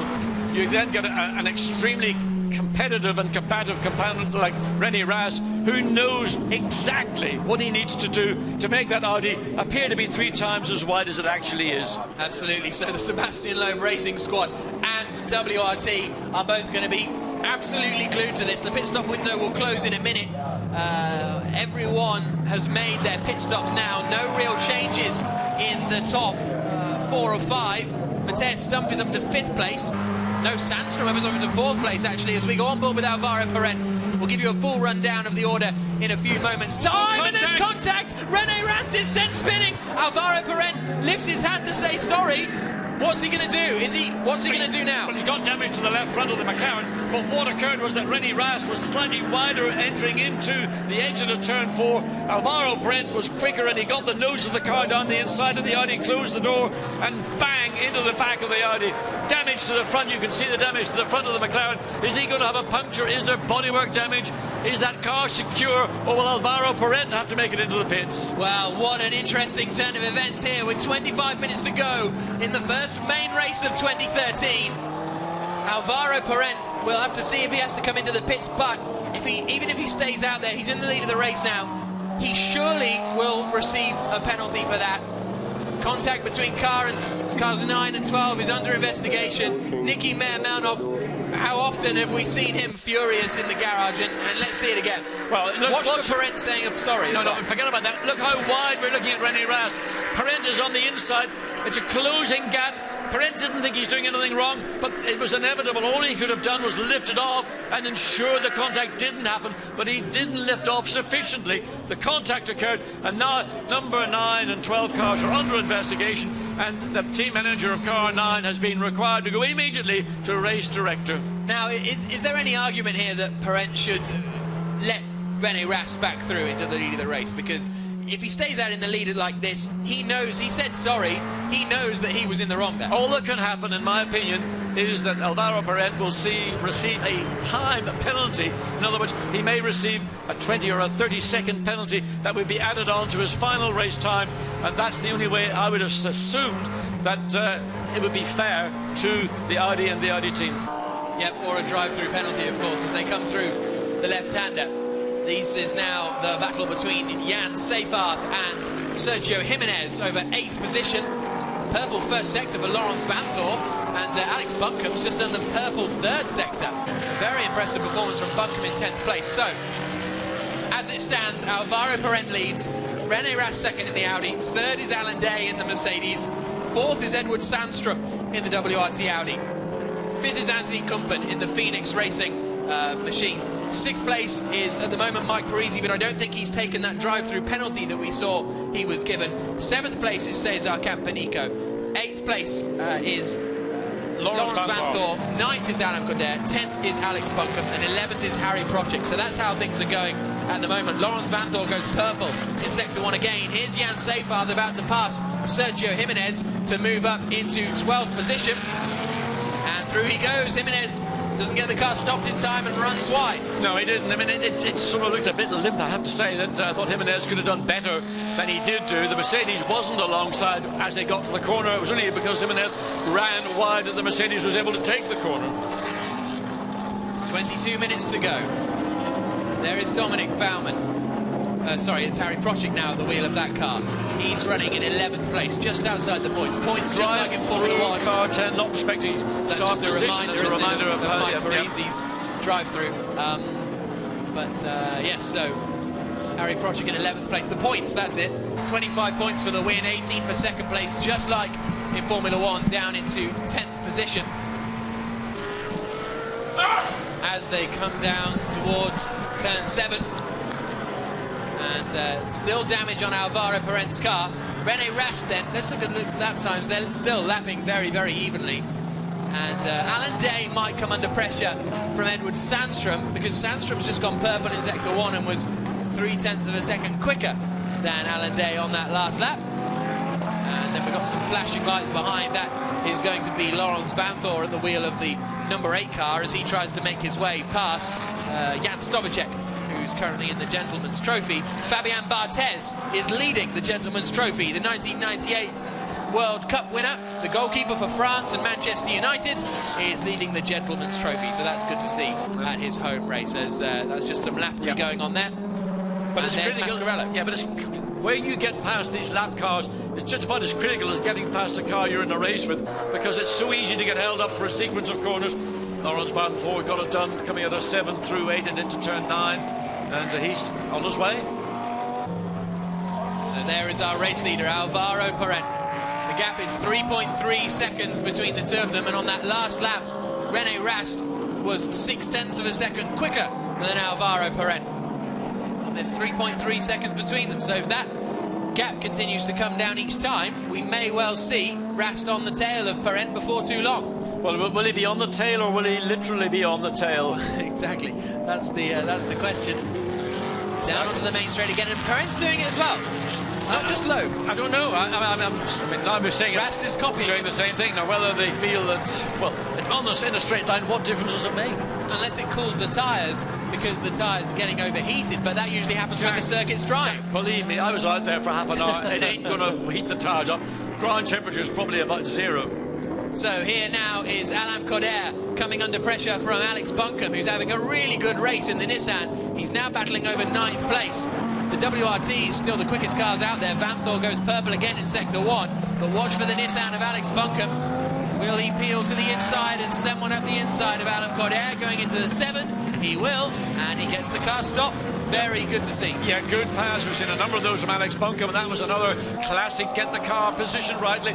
He got fair play. In fairness from the BMW, he got the car alongside, he took the corner away, and he's now made up one more position up into 9th place. The sister RJ and Nissan is currently running in 14th place in the hands of Mark Szorzycki. And here's a look at a replay, and well, there's the same thing. We've seen it before. But I mean, in most terms, I would say that would be seen as a avoidable incident, and there would be, Luke, Sebastian Loeb knows as well, that would ordinarily, in the dry conditions, certainly be seen as a penalty. In these conditions, because the Audi was much wider in the corner, the McLaren much lower in the corner, well, maybe it's going to be something decided by the stewards. Whether it'll happen before the final lap of this race, we've got just 19 minutes remaining. And the gap is down to 2.4 seconds. René Rast has clawed back most of the last time as Sebastian Loeb, in discussion with some of the engineers, maybe looking at some of the potentials that might befall Alvaro Parent before this race is concluded. Down into turn 7, that last lap, where you can see the gaps here, 0.8 of a second pretty much every lap, apart from the lap it was 0.6 that René Rast has taken out of Alvaro Parent, which is very impressive. That the Sebastian Loeb Racing McLarens were all over the shop in warm-up in the wet, weren't they? They got it all right on Friday, Saturday, but this morning, nowhere. Well, I'll tell you what, if Alvaro Parent goes on and wins this race, there's only one question he's going to be asked. Absolutely. And we will... Was it an avoidable incident? Yeah, no, exactly. But I imagine the stewards will answer that question before they allow him to win the race. I want to hear it from the lips of the man. Well, you're not on a bit of paper from the stewards room. You're going to be down there. You'll have every opportunity to ask him. So there is 0. Alain Coder, 6th place for him. He's just been passed by Laurence Vanthoor. But it's still a strong performance. Vanthoor again, purple in Sector 1. Every lap, Laurence Vanthoor is going purple in Sector 1. And this is on board with Alain Coder as he comes down into the right-hander, the 31-year-old Brazilian from Sao Paulo. Raced in GT3 last year, in GT3 Brazil, that is. Picked up 4 wins, 3 at Interlagos and 1 at Orlando Miura. A1GP with Team Lebanon, Formula Renault Brazil champion. You can see there. Yeah, again, just watching the contrasting driving styles of Sebastian Loeb and Alain Coder in the BMW. And very much more a right foot drive, but I mean still left foot braking. But the two driving styles, one fundamentally based on a rally, the other very much on a stock car Brazil style of motorsport. Lots of lock as he tries to swing the car one way and the other. And he's looking at the head and the angle of his head. He's sort of slightly looking sideways as he drives the car through some of those corners. Yeah, absolutely. As he shifts up through the sequential gearbox in the Z4 before he hammers on the brakes, coming down into the right-hand hairpin at turn 7. And this is the battle over 3rd place now. Alan Day ahead of Edward Sandstrom. And Sandstrom's been very, very quick so far in this race. His best lap is a 37.5, whereas the number 1 best lap is a 38.4. So Sandstrom should be able to get past Alan Day before too long. The gap at the front is down to just 1.8 seconds, though. We're going to have a battle on for the lead once again before too long. So we've got battle for the lead, battle for 3rd, and 5th place man Enzo Eid is all alone at the moment. Yeah, well, and the battle for the lead clearly will be the crucial battle, but nevertheless, it's getting on the final podium spot. Audi are going to push very hard there. You go back to the battle for the lead.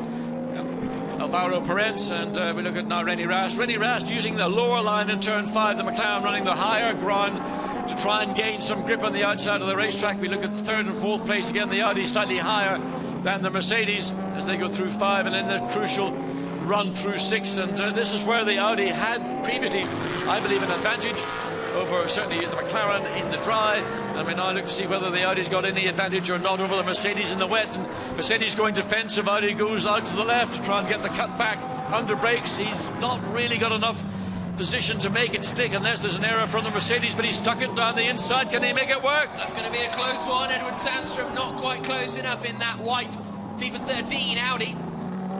Very, very close between the two of them, though. And a little look up into that left-hander. That's an interesting one from Sandstrom. He's getting frustrated, isn't he? He wants to get past and up into third place as quickly as possible. It'll be third place in the race, but also second place in the Pro Cup, which is very important as well. Give him 18 World Series points going into the next round in Zolder in 3 weeks' time. And you can see how quickly Sandstrom has reeled in the Mercedes of Alan Day. But still, first GT race for Alan Day. Good performance. Extremely good performance. Car 8 apparently is slow between turns 12 and 13, which is the second Ford GT in the Gentleman's Trophy. So that will be a shame for Mascarello and Felipe Tozzo if they have run into trouble with 14 minutes to go. But this is the battle over third place. Gap at the front is down to less than a second though as well. So where to watch, that's the difficulty for everyone here at the circuit. Now just keep an eye on these two cars. Watch what the Mercedes does into turn 5. It stays low. Audi stays high, trying to get the grip on the outside of the corner to get the drive off the corner. Again, to get the turn through 6 to maximise the exit speed. There, the Audi of the second place in the battle with Parent. And again, the headlights flashing to indicate I'm not going to... Well, you didn't take any prisoners last time. Enzo Eid is actually lapping quicker than these two. He's catching up because simply the Mercedes doing all it can Alan Day to stay in third place, but slowing down this battle for that third place. Enzo Eid is closing down. Sandstrom has to go high to try and find momentum. Mercedes stays slow to defend the inside of the corner. The Audi cuts back and makes a look down the inside of turn 9, but nowhere to go. This is some serious defensive driving now from Alan Day. The Israeli going to the inside line pretty much every corner, which is the best way to keep Edward Sandstrom behind. One of 2 Swedes in the field, Edward Sandstrom. And there's his teammate Frank Stippler in the garage. Happy to be on TV, but he'd rather see his teammate make the move. As they come through the final corner at turn 14. 12.5 minutes to go. This is the battle over third position. Gap at the front is down to half a second as Alan Day goes defensive. Nowhere through yet for Edward Sandstrom. On that last lap then, Enzo Eid did a 38.4, so another 0.6 of a second taken out of the advantage in front. But here is the battle between first and second places. Alvaro Parent in the lead in the number 9. Sebastian Loeb racing McLaren. René Rast behind in the WRT Belgian Audi Club R8. Down the back straight they go, and these two are squabbling as well. But better position, though. This is back to the lead. We're jumping from first and second and third and fourth. The battle into turn 7 stays with Parent. The battle for third and fourth may change because Sundstrom, I thought, was slightly nearer to the back of Alan Day going onto the straight. There we go. Day goes to the right, and the Audi has to go to the left, and Stuyvesant's right literally under the rear guard of that Mercedes-Benz. Again, using the Audi's strength. Here he goes. He's going to barge his way through, splashing through the puddles, and Edward Sandstrom gets past. That cheers Nicky Melnoff up a little bit. Enzo Eid tries to take advantage, but isn't quite close enough. But a forceful move from Edward Sandstrom. Perfectly fair, in my opinion. I think it was fair enough. I mean, it was a move. He was all over the back of Alan Day. There was a small opportunity which he was able to, Edward Sandstrom, to force an issue. It didn't actually do any damage or cause any issue to the Mercedes-Benz. So I would have put that one down to a hard but a passable pass. So Edward Sandstrom is up into third position overall, second place in the Pro Cup, and Enzo Eid is going to try and follow through as well now. Good strong performance from Enzo Eid, who had a very frustrating year last season, but this year him and Anthony Kumpen look like they're a strong pairing in that Pro Cup lineup. Here's the move again. Right, so the Mercedes in the middle of the road. The Audi sees an opportunity. There's space down the inside. You have to make it for you. There was a rub wheel to wheel, both front and rear. And once the Audi got the ground, then really there was nothing much that Alan Day was able to do about it. And you can see the joy. And that isn't Prince William in the pits. That's Nicky Melnoff. So here comes the battle for the lead down towards turn 7. Alvaro Parent, Rene Rast. 10 minutes to go. Hence these two cars again. Drive through for car number 9. Alvaro Parent for releasing belts before the car was stopped. Alvaro Parent, who we're on board with now, the race leader, has to do a drive-through penalty. Well, that's interesting. That was Sebastian Loeb who released the belts before the car stopped. Everybody does that. The difference between loosening them and releasing them. Loeb being told now, and he reacted quite well, didn't he? Yeah, but he's learned. You know, he's the boss. You know, the buck stops with Sebastian. You know, that's what happens when you're the boss. Somebody's got to take the blame. It's the boss. Absolutely. Boss. Yeah. Into the left-hander comes Alvaro Parent, and he comes into the pits to serve his drive-through penalty, and Rene Rast takes the lead of the race. So, well, I mean, a shame for the race. Yes. But rules are rules, and taking your seatbelt off is possibly the most dangerous thing you can do. Well, what drivers normally do is when they come into the pits, they release the shoulder straps and they use their shoulders to loosen the belts up. But what Sebastian Loeb has apparently done is actually released the buckle, and then the belts from split, and he comes back in just behind Alan Day. Yeah, just behind Alan Day and just in front of Enzo Eid. So that is going to be... Oh, and Enzo Eid gets through. Yeah, so Enzo that's Eid, 5th place now for Parent. Eid had the opportunity. He saw that the McLaren was going to be on the left-hand side of the track. He followed through behind Alan Day, and he will now be looking to try and take that 4th spot away from Alan Day in about 8.5 minutes or so remaining. It'll be 3rd spot now that Alan Day is sitting in. So a very, very interesting turn of events here, and well, seemingly no punishment for the contact between the pair of them, but punishment for a seatbelt infringement coming down into turn 7. This is going to get fun though, because this is now all over 2nd place. Here's a look at the replay in a few moments' time. We should be able to see exactly what happened with Sebastian Loeb and Alvaro Parent, but this 3-way squabble over 3rd place is going to be very, very entertaining, I think, in the remaining 8 minutes. There's Sandstrom comfortably now in 2nd place in Pro Cup, and well, still 2nd place in Pro Cup, and 3rd and 2nd overall now as well. Here we go. So we're coming into the pits, and he's undone the buckle. The seatbelt buckle has been undone. The car's still rolling. All done, been practiced, but of course that is contravention of the regulations. As I said, you're allowed to loosen the belts by using the shoulder straps, but not to release the buckle. Now, many, many people in the history of sports car racing, GT racing, whatever, have done what Sebastian Loeb has done. But the spy in the cab caught him. Exactly. If he wasn't so famous, we wouldn't have put a camera in his car. So Sebastian Loeb has to do the drive-through penalty. And Rene Rast now leads the way, also leading in Pro-Am Cup. My apologies, Edward Sandstrom is now 2nd overall, but also in the lead of the Pro Cup, which is very good news for WRT. And here's the continuing battle over 3rd position and 2nd in Pro Cup. Enzo Eid goes way wide around the outside of the corner. Mercedes and the McLaren tuck in on the more traditional line. Enzo Eid, and if you're looking at Alvaro Parent, you can see there's a slight struggle for grip as he comes through turn 6 again, pulling on the belts just to make sure that those are tight.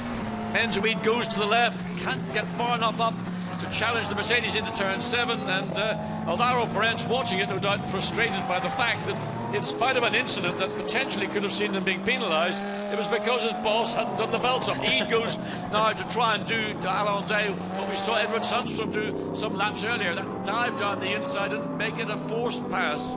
So into the final sequence of corners they come out by the old pits, and I think Parent must have got damage in that contact because his pace dropped off massively and he's not able to keep with these two. Here's Enzo Eid. Oh, a little tempting look up the inside, but I wouldn't be surprised if there's some damage to the front splitter or something that's losing him some downforce. They also need to be careful because the 4th car in this queue is Laurens Vanthoor now, and he suddenly smells perhaps a class podium. Actually, looking at the McLaren, looking at the Audi, clearly the McLaren was sliding more coming through turn 14, 13 and 14 than the Audi directly ahead of Enzo Eid, and now we see Laurens Vanthoor in the 2nd of these Audis, with an Audi of Rene Rast leading, which was sort of a mirror of 1 year ago.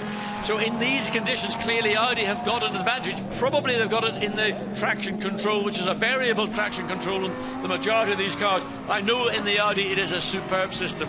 And here comes Laurens Vanthoor up the inside of Alvaro Parent. So close between the two of them. Almost a repeat of the incident we saw for the lead many laps ago. Car 13 under investigation, possible overtaking under yellow flags. That's the Pro Cup leader, Edward Sandstrom. So it's all kicking off here in the stewards' room as we come down towards turn 7. It's 2 by 2 for 3rd and 5th. Alan Day goes defensive, as does the McLaren behind, but no movement just yet on that front with 5 minutes to go. Well, it's tough racing outside of the leading car. René Rast, remember, was tagged by this car, the McLaren of Alvaro Parent. We thought he might have been out of the race, but he recovered. He caught up to the back of the McLaren. The McLaren then suffered as it. Oh, and Laurens Vanthoor almost caught the back of Parent's McLaren through turn 10. Vanthoor knows if he gets past Parent, then before too long he can attack Eid and Day and be up in 2nd place perhaps, because there's only 4 minutes to go, so time is very much of the essence for Laurens Vanthoor. But René Rast continues to lead. Here is Parent and Vanthoor to the final 2 corners.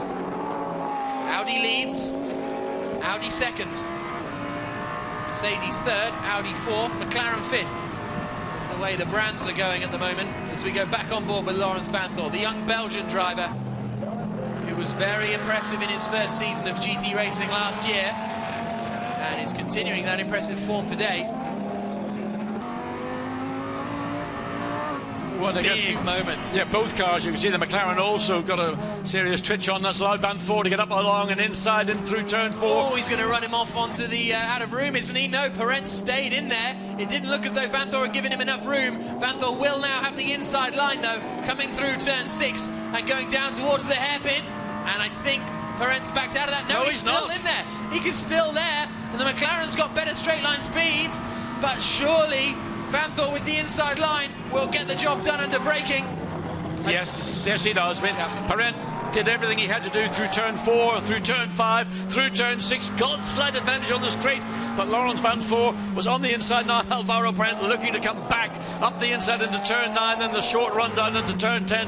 No space there for the McLaren driver. They are lapping fairly quickly, to be honest. They're doing 37s, 38s, so they're only 10 seconds off a dry weather time, which isn't terrible, but it's still very, very slippery out there and almost drifting around. 3 minutes to go then. The battle for 3rd place is still on. Alan Day and Enzo Eid squabbling hard. Back end stepping out a little bit for Eid. Through the final corner, René Rast is still way up in the lead of this race, and Edward Sandstrom is way off in 2nd place as well. So this is the 3rd place battle. The number 1, HDP, Gravity Charoux, Mercedes SLS, and the number 5, Phoenix Racing, Audi R8 LMS. And soon to be joined, I think, by the 2nd Audi. Whether Vanthoor can get in quickly enough remains to be seen, but look at Alvaro Parent dropping back. Real shame for them. I mean, whether there's damage to the car in terms of the aero of the car. Now look at Enzo Eid, goes way, way high, actually loses ground. Laurens Vanthoor is going to take that place, I would imagine, very shortly. 4th place is available to Vanthoor because Eid ran wide, and last time that gave a little bit of relief to Alan Day in the Mercedes in 3rd place. Eid goes out to the right and Vanthoor stays on the left. So Edward Sandstrom there in 2nd position, running fairly lonely. It's a very good performance and a very good recovery from him and Frank Stippler, who had to retire from yesterday's race. They started in 21st place on the grid, and we've got 1 minute and 40 seconds remaining, so this may be the penultimate lap, I think, depending when René Rast comes across the line. Well, that's going to be very, very shortly, because he is about, what, 20 seconds ahead of this battling group of cars, not these particular ones, but they may just sneak another one in, but I suspect that we will see this as the last lap. Rast has just come across the line with 1 minute and 20 seconds left on the clock, so this will be the final lap of the race. René Rast, it should be fairly easy for, but Alan Day and Enzo Eid are both going to have to watch their mirrors as they come out over the start-finish straight again. Very close between the Mercedes and the 2 Audis. The McLaren's dropping back all the time. Look at the speed Vanthoor carries around the outside of 1, up the inside into 2. Beautiful move from Laurens Vanthoor. Stefan Ortelli and Nicky Mermanov delighted with that. Well, that was a brilliant move. It was certainly one that there was no prisoner taken. Enzo Eid, who's been battling for 3rd place with the Mercedes-Benz, I did mention a lap or two ago he looked like he'd put himself into a position where he was losing ground to Van Thor. Van Thor now on the final lap looks to make it a podium position to try and get ahead of Day in the Mercedes. So on board with Van Thor, he's currently in 4th place. The car in front is in 3rd. The car in front is a Mercedes driven by Alan Day. Already Van Thor is now 3rd in the Pro Cup class. This will give him 3rd overall and 2nd in Pro Cup. On the brakes, coming down into the turn 7 hairpin. Went deep in to try and get the traction out, and he's done it! Van Thor gets past Alan Day! Van Thor up into 3rd position now, 2 cars past in the space of 1 lap. Brilliant! And here comes Enzo E to try and get past Day. No, it appeared that almost Alan Dave thought last lap, no problem, but Laurent Van Thor was absolutely possessed and got the move. It was a clean move, and take away now on through the podium. But there's René Rast crossing the finish line to take the checkered flag. He wins the race. He and Nicky Meyer-Melnoff will be absolutely delighted with that. 2nd place in the race goes to Edward Sandstrom across the line. 3rd position is going to be Alan Day. It's going to be Laurens Van Thor, of course. After a brilliant drive, Laurens Van Thor takes 3rd place, 2nd in Pro Cup. Alan Day 4th, Enzo Eid 5th, Alvaro Perez 6th. 7th place overall is Cesar Campanico, and that's 2nd in the Pro-Am Cup. But look at those guys, absolutely delighted down there at WRT. But drive of the race, without doubt, goes to Laurens Van Thor. That was phenomenal.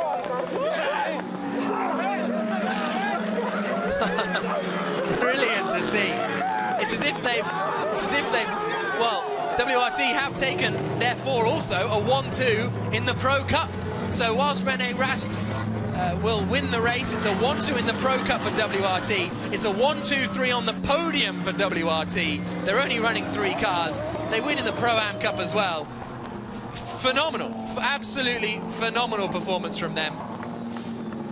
And, well, with all the different battles going on, it kind of slips your mind who's driving for who when René Rast is out in the lead. But a 1-2-3 on the podium it'll be for WRT Audi, and what a phenomenal start to the season, and in particular Laurens Van Thor. I mean, that was just some brilliant driving, and the first, and oh, that's very good news as well. It's just been announced, car 13, Edward Sandstrom, no further action taken. He obviously didn't overtake under waved yellow flags, so that's good news for him as well. So through the final 2 corners they come.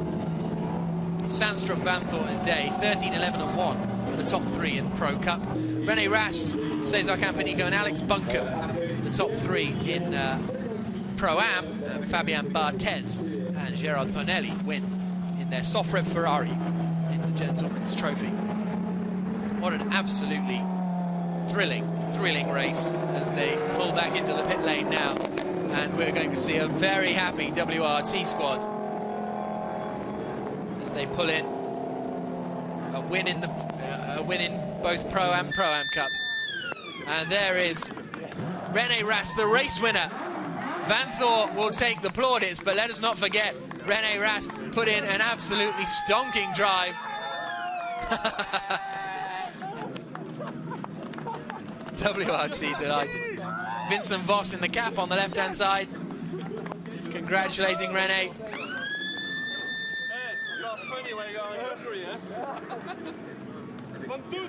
René Rast over the moon, and there, getting out of the car, Laurens Van Thor and Edward Sandstrom. Sandstrom probably had no idea until just now that that Van Thor had finished in that 3rd place. As the rest of the cars go into Parc Fermé, not sure where Edward Sandstrom thinks he's off to, but we can now hear from the race winners, René Rast and Nicky Meyer-Melnoff. Congratulations, René. Fantastic drive after that incident with the McLaren. Yeah, I was a bit angry. I mean, somehow he touched me a bit. I didn't really felt it, but he touched me a bit. I spun. But then it was a cool race. I catch up, and then he unfortunately got it right through. And we won our Pro-Am class, and yeah, I'm very happy and pleased. Thanks to the team, they did a great job. Nicky, I've never seen you look so happy. Yeah, it's fantastic. It's a dream come true for me to win overall our Pro-Am. It doesn't matter. We won the race in the first GT Series this year, so I'm more than happy. I can't say anything it's just amazing and just a good drive from him, and it was so difficult to follow Loeb and not to make a mistake, and he didn't do a single mistake. So, but I pushed the maximum I could, and it was a perfect race. Good job. Great stuff from Rene Rast and Nicky Mehrmanov. On goes the Pirelli caps after the Pirelli wet tyre. And here's a replay of that hit. Rene Rast there in the lead, number 12. Bump.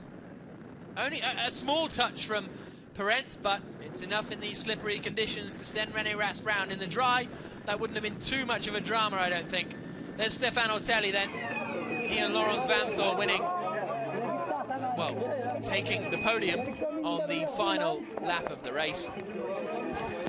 Really stunning performance from Laurens Vanthoor. Can't wait to hear from him. And the German broadcasters getting in for the interview with Rene Rast, but there is Frank Stippler and Stefano Telli. Such a great team spirit down there at WRT. When you compare it to the miserable day they had yesterday, absolutely miserable. And today is quite a different turn of events. So now we can hear from Frank Stippler, who finished second overall along with Edward Sandstrom. Frank, this has been an Audi fest here today, hasn't it? Yeah, it was brilliant. I mean, I didn't expect that. We started from the rear because we had some starter problems yesterday during the pit stop, and I took the first 10 competitors in the first half of the race, and I think the brilliant WRT team took another 5 during the pit stop because they were unbelievable fast. And Eddie did the rest, and now we are on the podium, and it's much better than expected yesterday. Edward, great drive from Audi. You were a star today. Thank you very much. It's easy when you have a good Audi in your hands and the weather is Scandinavian.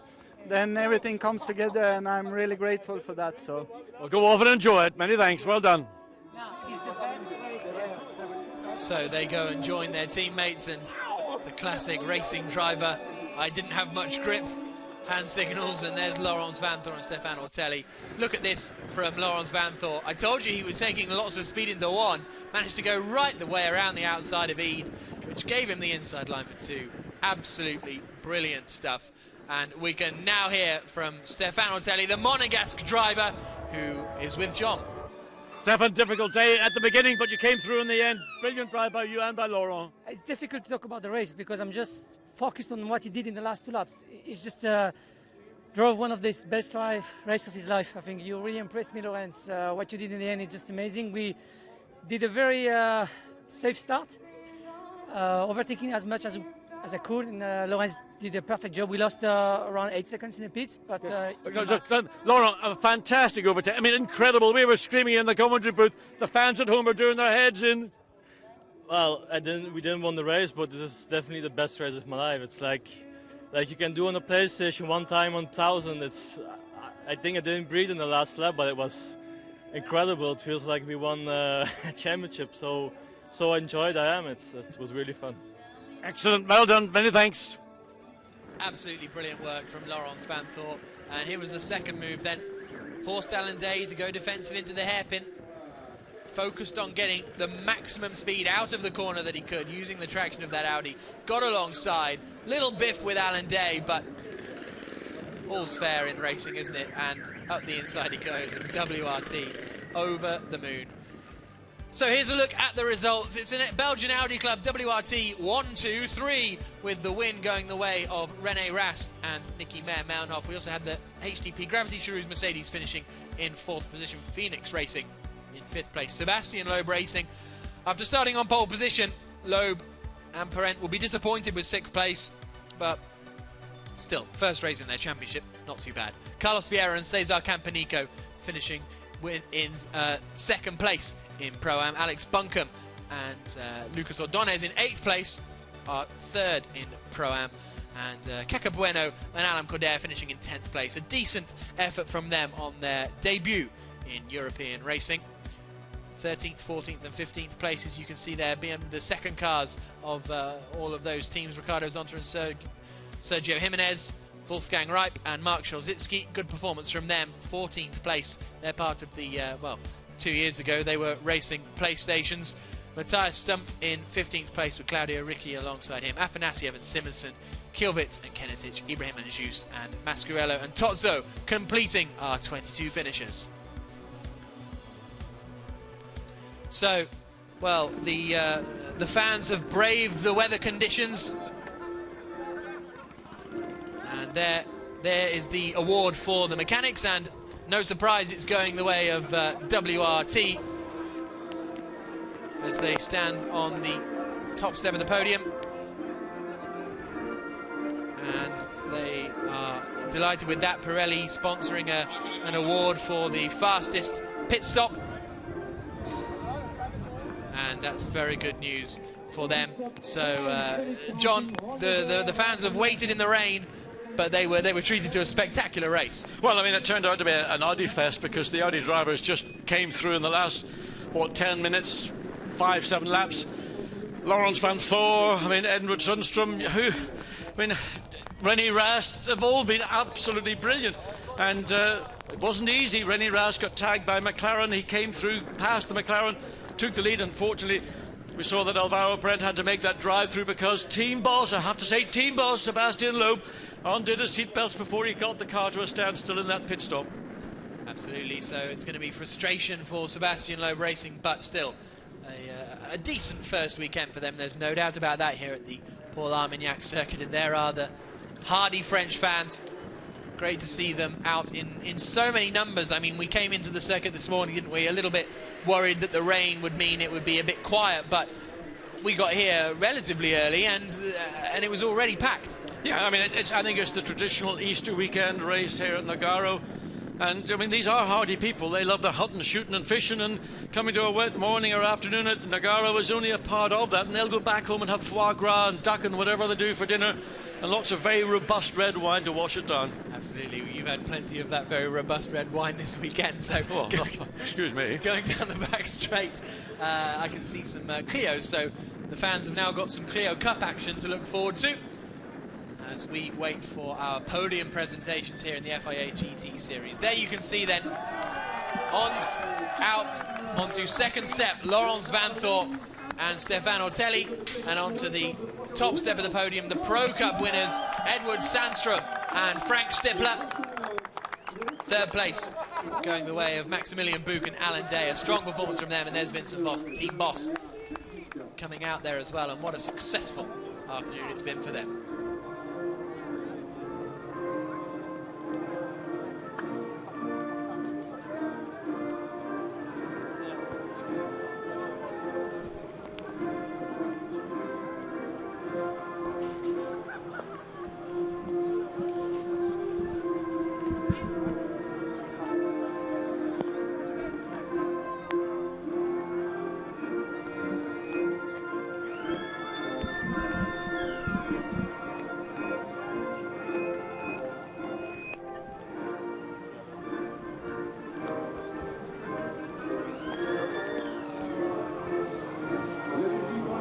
So the Belgian national anthem for the winning team, Belgian Audi Club, WRT. And I think that'll mean a lot to Laurens van Voor, the Belgian driver, who must now be really looking forward to his home race in Zolder in 3 weeks' time.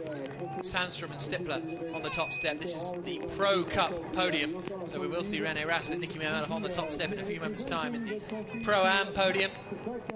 But a very, very entertaining race. Maximilian Buch and Alan Day. Good performance from them, wasn't it? Absolutely. I think we're sort of maybe getting overshadowed by the Audi domination here, but I think Alan Day did a very good job basically having to deal with very competitive Audis behind him. And, well, I mean, just to go back to Laurens van Voor, he said he thought that was the best drive of his life. I mean, he was absolutely...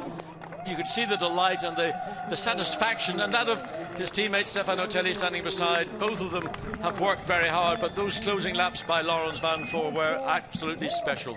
And it's Beth Mitterland giving Vincent Voss his trophy, and now they nearly went for the champagne, but I think they've got a few more prizes to receive. Box of foie gras, probably. That's what happens at Nogaro traditionally. They get a box of local delicacies from the circuit. And here it comes. I'm sure they'll be very happy with that. And, well, they're going to need a couple of hands, really, aren't they, to take that off. And look at that, Van Voor's desperate for the champagne. I mean, here he they'll just drop them over the top of the podium. There'll be guys from the team beneath to catch it, but there they are, the the champagne or whatever they have down in Nogaro. It may be the local sparkling wine, but anyway, it's getting well and truly sprayed by very, very happy members of the Audi team. The two Mercedes drivers have disappeared very wisely, I think. Absolutely. So Ortelli and Stippler getting along very well there, as you can see. Stefan Ortelli, this is well, his home race. He's a monogasque driver, but France is effectively his home race, as they stand now on the top step of the podium for their photographs. And the applause from the very large Maximilian Buch's in there somewhere, just to the back. He just sneaked back in after all the champagne had been sprayed, so wisely went behind the podium just to ensure that he stayed as dry as possible. Champagne, of course, well, some of the drivers will be damp from driving, others will have been dried out during the time we were in the pits, but thoroughly soaked once again, and trophies and champagne bottles, mementos as well, for that matter, are being taken away. And well, there'll be a pretty happy, I would think, press conference in a few moments' time as we now wait for the other podium ceremony. I think you're absolutely right. The the Pro-Am Cup podium will be next, where we will have our overall race winner onto the top step. A great venue for the season opener here at Nogaro, isn't it? Because it's not a circuit that many race fans may have heard of. It's never been on the real Formula One radar, but you come here, there's loads of crowd. It's a great little circuit, very friendly, lovely area. It's great stuff. Well, I think what the circuit emphasises to me is that it's got a character, it's got a personality. It's not completely bland with wide open spaces where you need a pair of binoculars to see where the runoff actually ends. I mean, it is an old school style circuit, and all the better for it, and particularly the section of the circuit around turn 10, 9, turn 11, which lead into the original pits at the circuit. So it's got that character and warmth that, you know, sometimes gets lost with the very newest of circuits around the world. So onto the top step of the podium, René Rast and Nicky Meyer-Melnoff. Vincent Voss up there again, because he is the boss of the Belgian Audi club, Team WRT.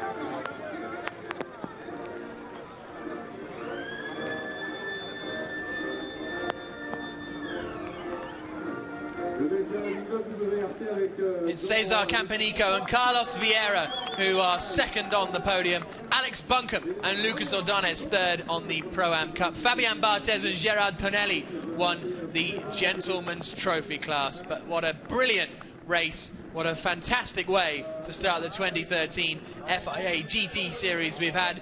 And it all started an hour and 20 minutes ago.